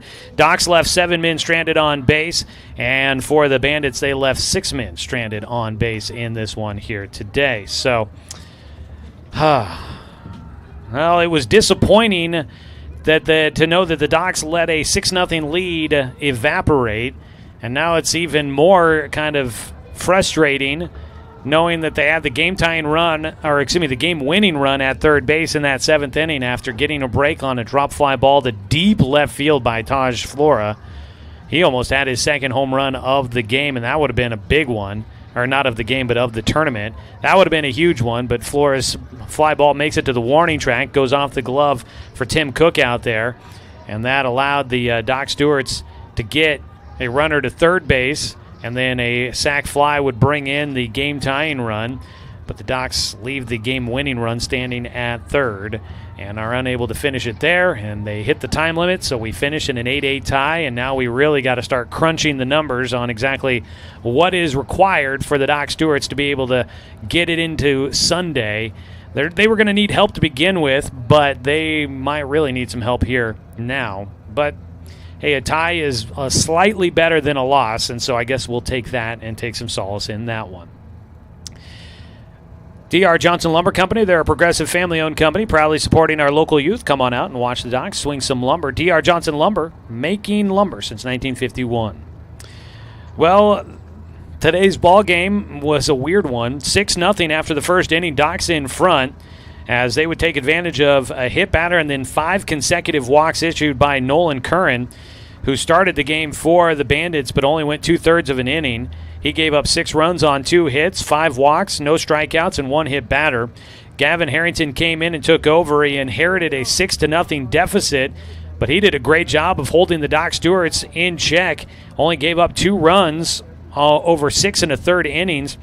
4 hits allowed. He had 2 walks and 4 strikeouts, as he had a pretty good day there. I would imagine, actually it looks like, I would guess that neither of the 2 runs that he gave up would be earned runs, as errors happened in those frames and probably affected how things play out there. So Harrington, a really strong day in relief, taking over in a bad situation, gave his team a chance to battle out of it, and they did so. They would battle their way back with 2 in the top of the 3rd for the Bandits. Docks got 1 in the bottom of the 3rd as a triple by Logan Anderson got him to third base, and then the throwback in, got away, and he was able to score. So Logan Anderson doing it all on his own there in the third inning for the Doc Stewarts. That made it 7-2 at the time, but 3 runs in the top of the fourth for the Bandits. Got them back within 2, and then they would take the lead with 3 runs in the top of the 6th inning, made it 8-7. Docs, they were down to their final 2 outs. Evan Martin got a single to get on base, and Taj Flora bombed one out to left field, and it just kept carrying on Tim Cook out there, and he got his glove there, but he couldn't pull it in. It goes off his glove. Flora ended up at second base. Running for Evan Martin was Drew Camp. And the pinch runner, they go to upgrade some speed a little bit there. Camp got kind of stuck in limbo trying to determine whether or not that ball was going to be caught or not. He tried to get the gears going and get up and moving. Ended up only making it to third. Possibly could have scored if he had gotten a better read on the ball, but he ends up at third. He would score on a fly ball out to right field by Logan Anderson for the second out of the ball game, or there in the 7th inning. That scored the game-tying run. Ty Hellenthal would draw a walk. In the process of that, Taj Flora stole third and got the game-winning run 90 feet from home, but Cole Collins ended up striking out on a foul tip into the glove to finish the 7th inning, and that was it because of the time limit, so we finish in that 8-8 tie. What a ball game we had here today. Neither pitching staff will get a decision in this one. Cam Hartzell, not a bad start, but kind of got just dinged up a little bit after getting a big lead to work with. Colton Sywell came in and did a nice job in relief pitching 4 innings, gave up 3 runs on 2 hits, no walks, 5 strikeouts. Offensive numbers in this one, 6 hits in the game for the Bandits. You had 6 players with 1 hit. Coben Mullins, Blake Skinner, Henry Crumbaugh, Reese Logsden, Jonah Schroeder, and Tim Cook, all with a hit in this one. You had a double by Crumbaugh that scored 1. He finished with 3 RBI. Let's see here. Logsden also had a double in the ballgame for the Bandits. On the other side, the Doc Stewarts with 6 hits. Big day for Evan Martin. Goes 2 for 3 with a walk, 2 singles, and 2 runs scored. I guess the run scored was by Drew Camp, not by Martin, the pinch runner. 1 hit in the game for Jake Johnson. He had a double in the 1st inning. Taj Flora had a double in the 5th inning. A triple for Logan Anderson for his only hit in the game, and a double for Cole Collins. So the Doc Stewarts, 4 extra base hits in this one, but man, did they struggle to take full advantage of those opportunities. But the Doc Stewarts will go to 6-6-1 on the year. For the Bandits, they are now 8-7-1 on the season. And I hate it when there's a tie because it adds that 1 extra column on the standings and on the record. So, I hate it. Doc Stewarts will get ready to play tomorrow. They'll be in Pullman, Washington. They'll take on the Kalispell Lakers for their final game of pool play here in the Palouse Summer Tournament, and we'll kind of have to wait to see how things play out today on whether or not the Docs will have a chance to make it into Sunday's action. Well, they are going to need the LC Twins to lose at least once.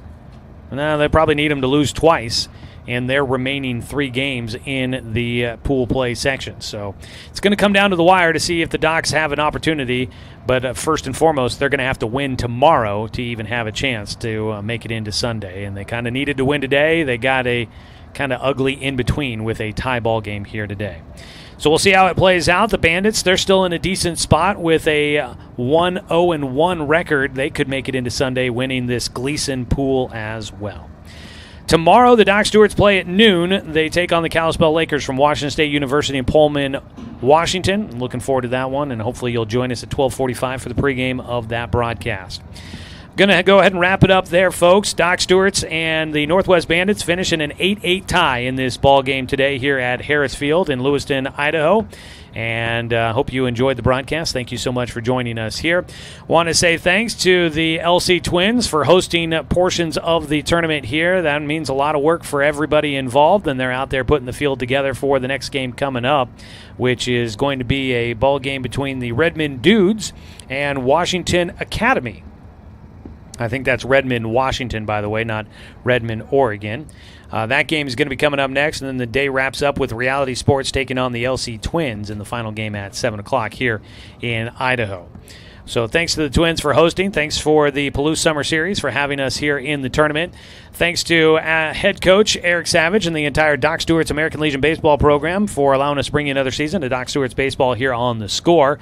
And thanks to Brenton Cranford back in the studio for the radio production for you here today. And thanks to you, the fan, for tuning in for today's broadcast. Because, of course, without you, I'm just a guy sitting here talking to myself. I'm Joey Kieran. We'll talk to you tomorrow when the Doc Stewarts take on the Kalispell Lakers for their final game in pool play, hoping to find a way into Sunday's action in the semifinal. We'll have the game for you starting with pregame at 11:45 and first pitch at noon tomorrow. I might have misspoke earlier. 11:45 pregame, 11:45 pregame, 12 noon first pitch.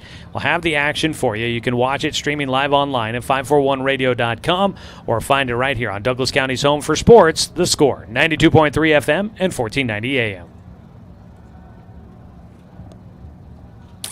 Copy that.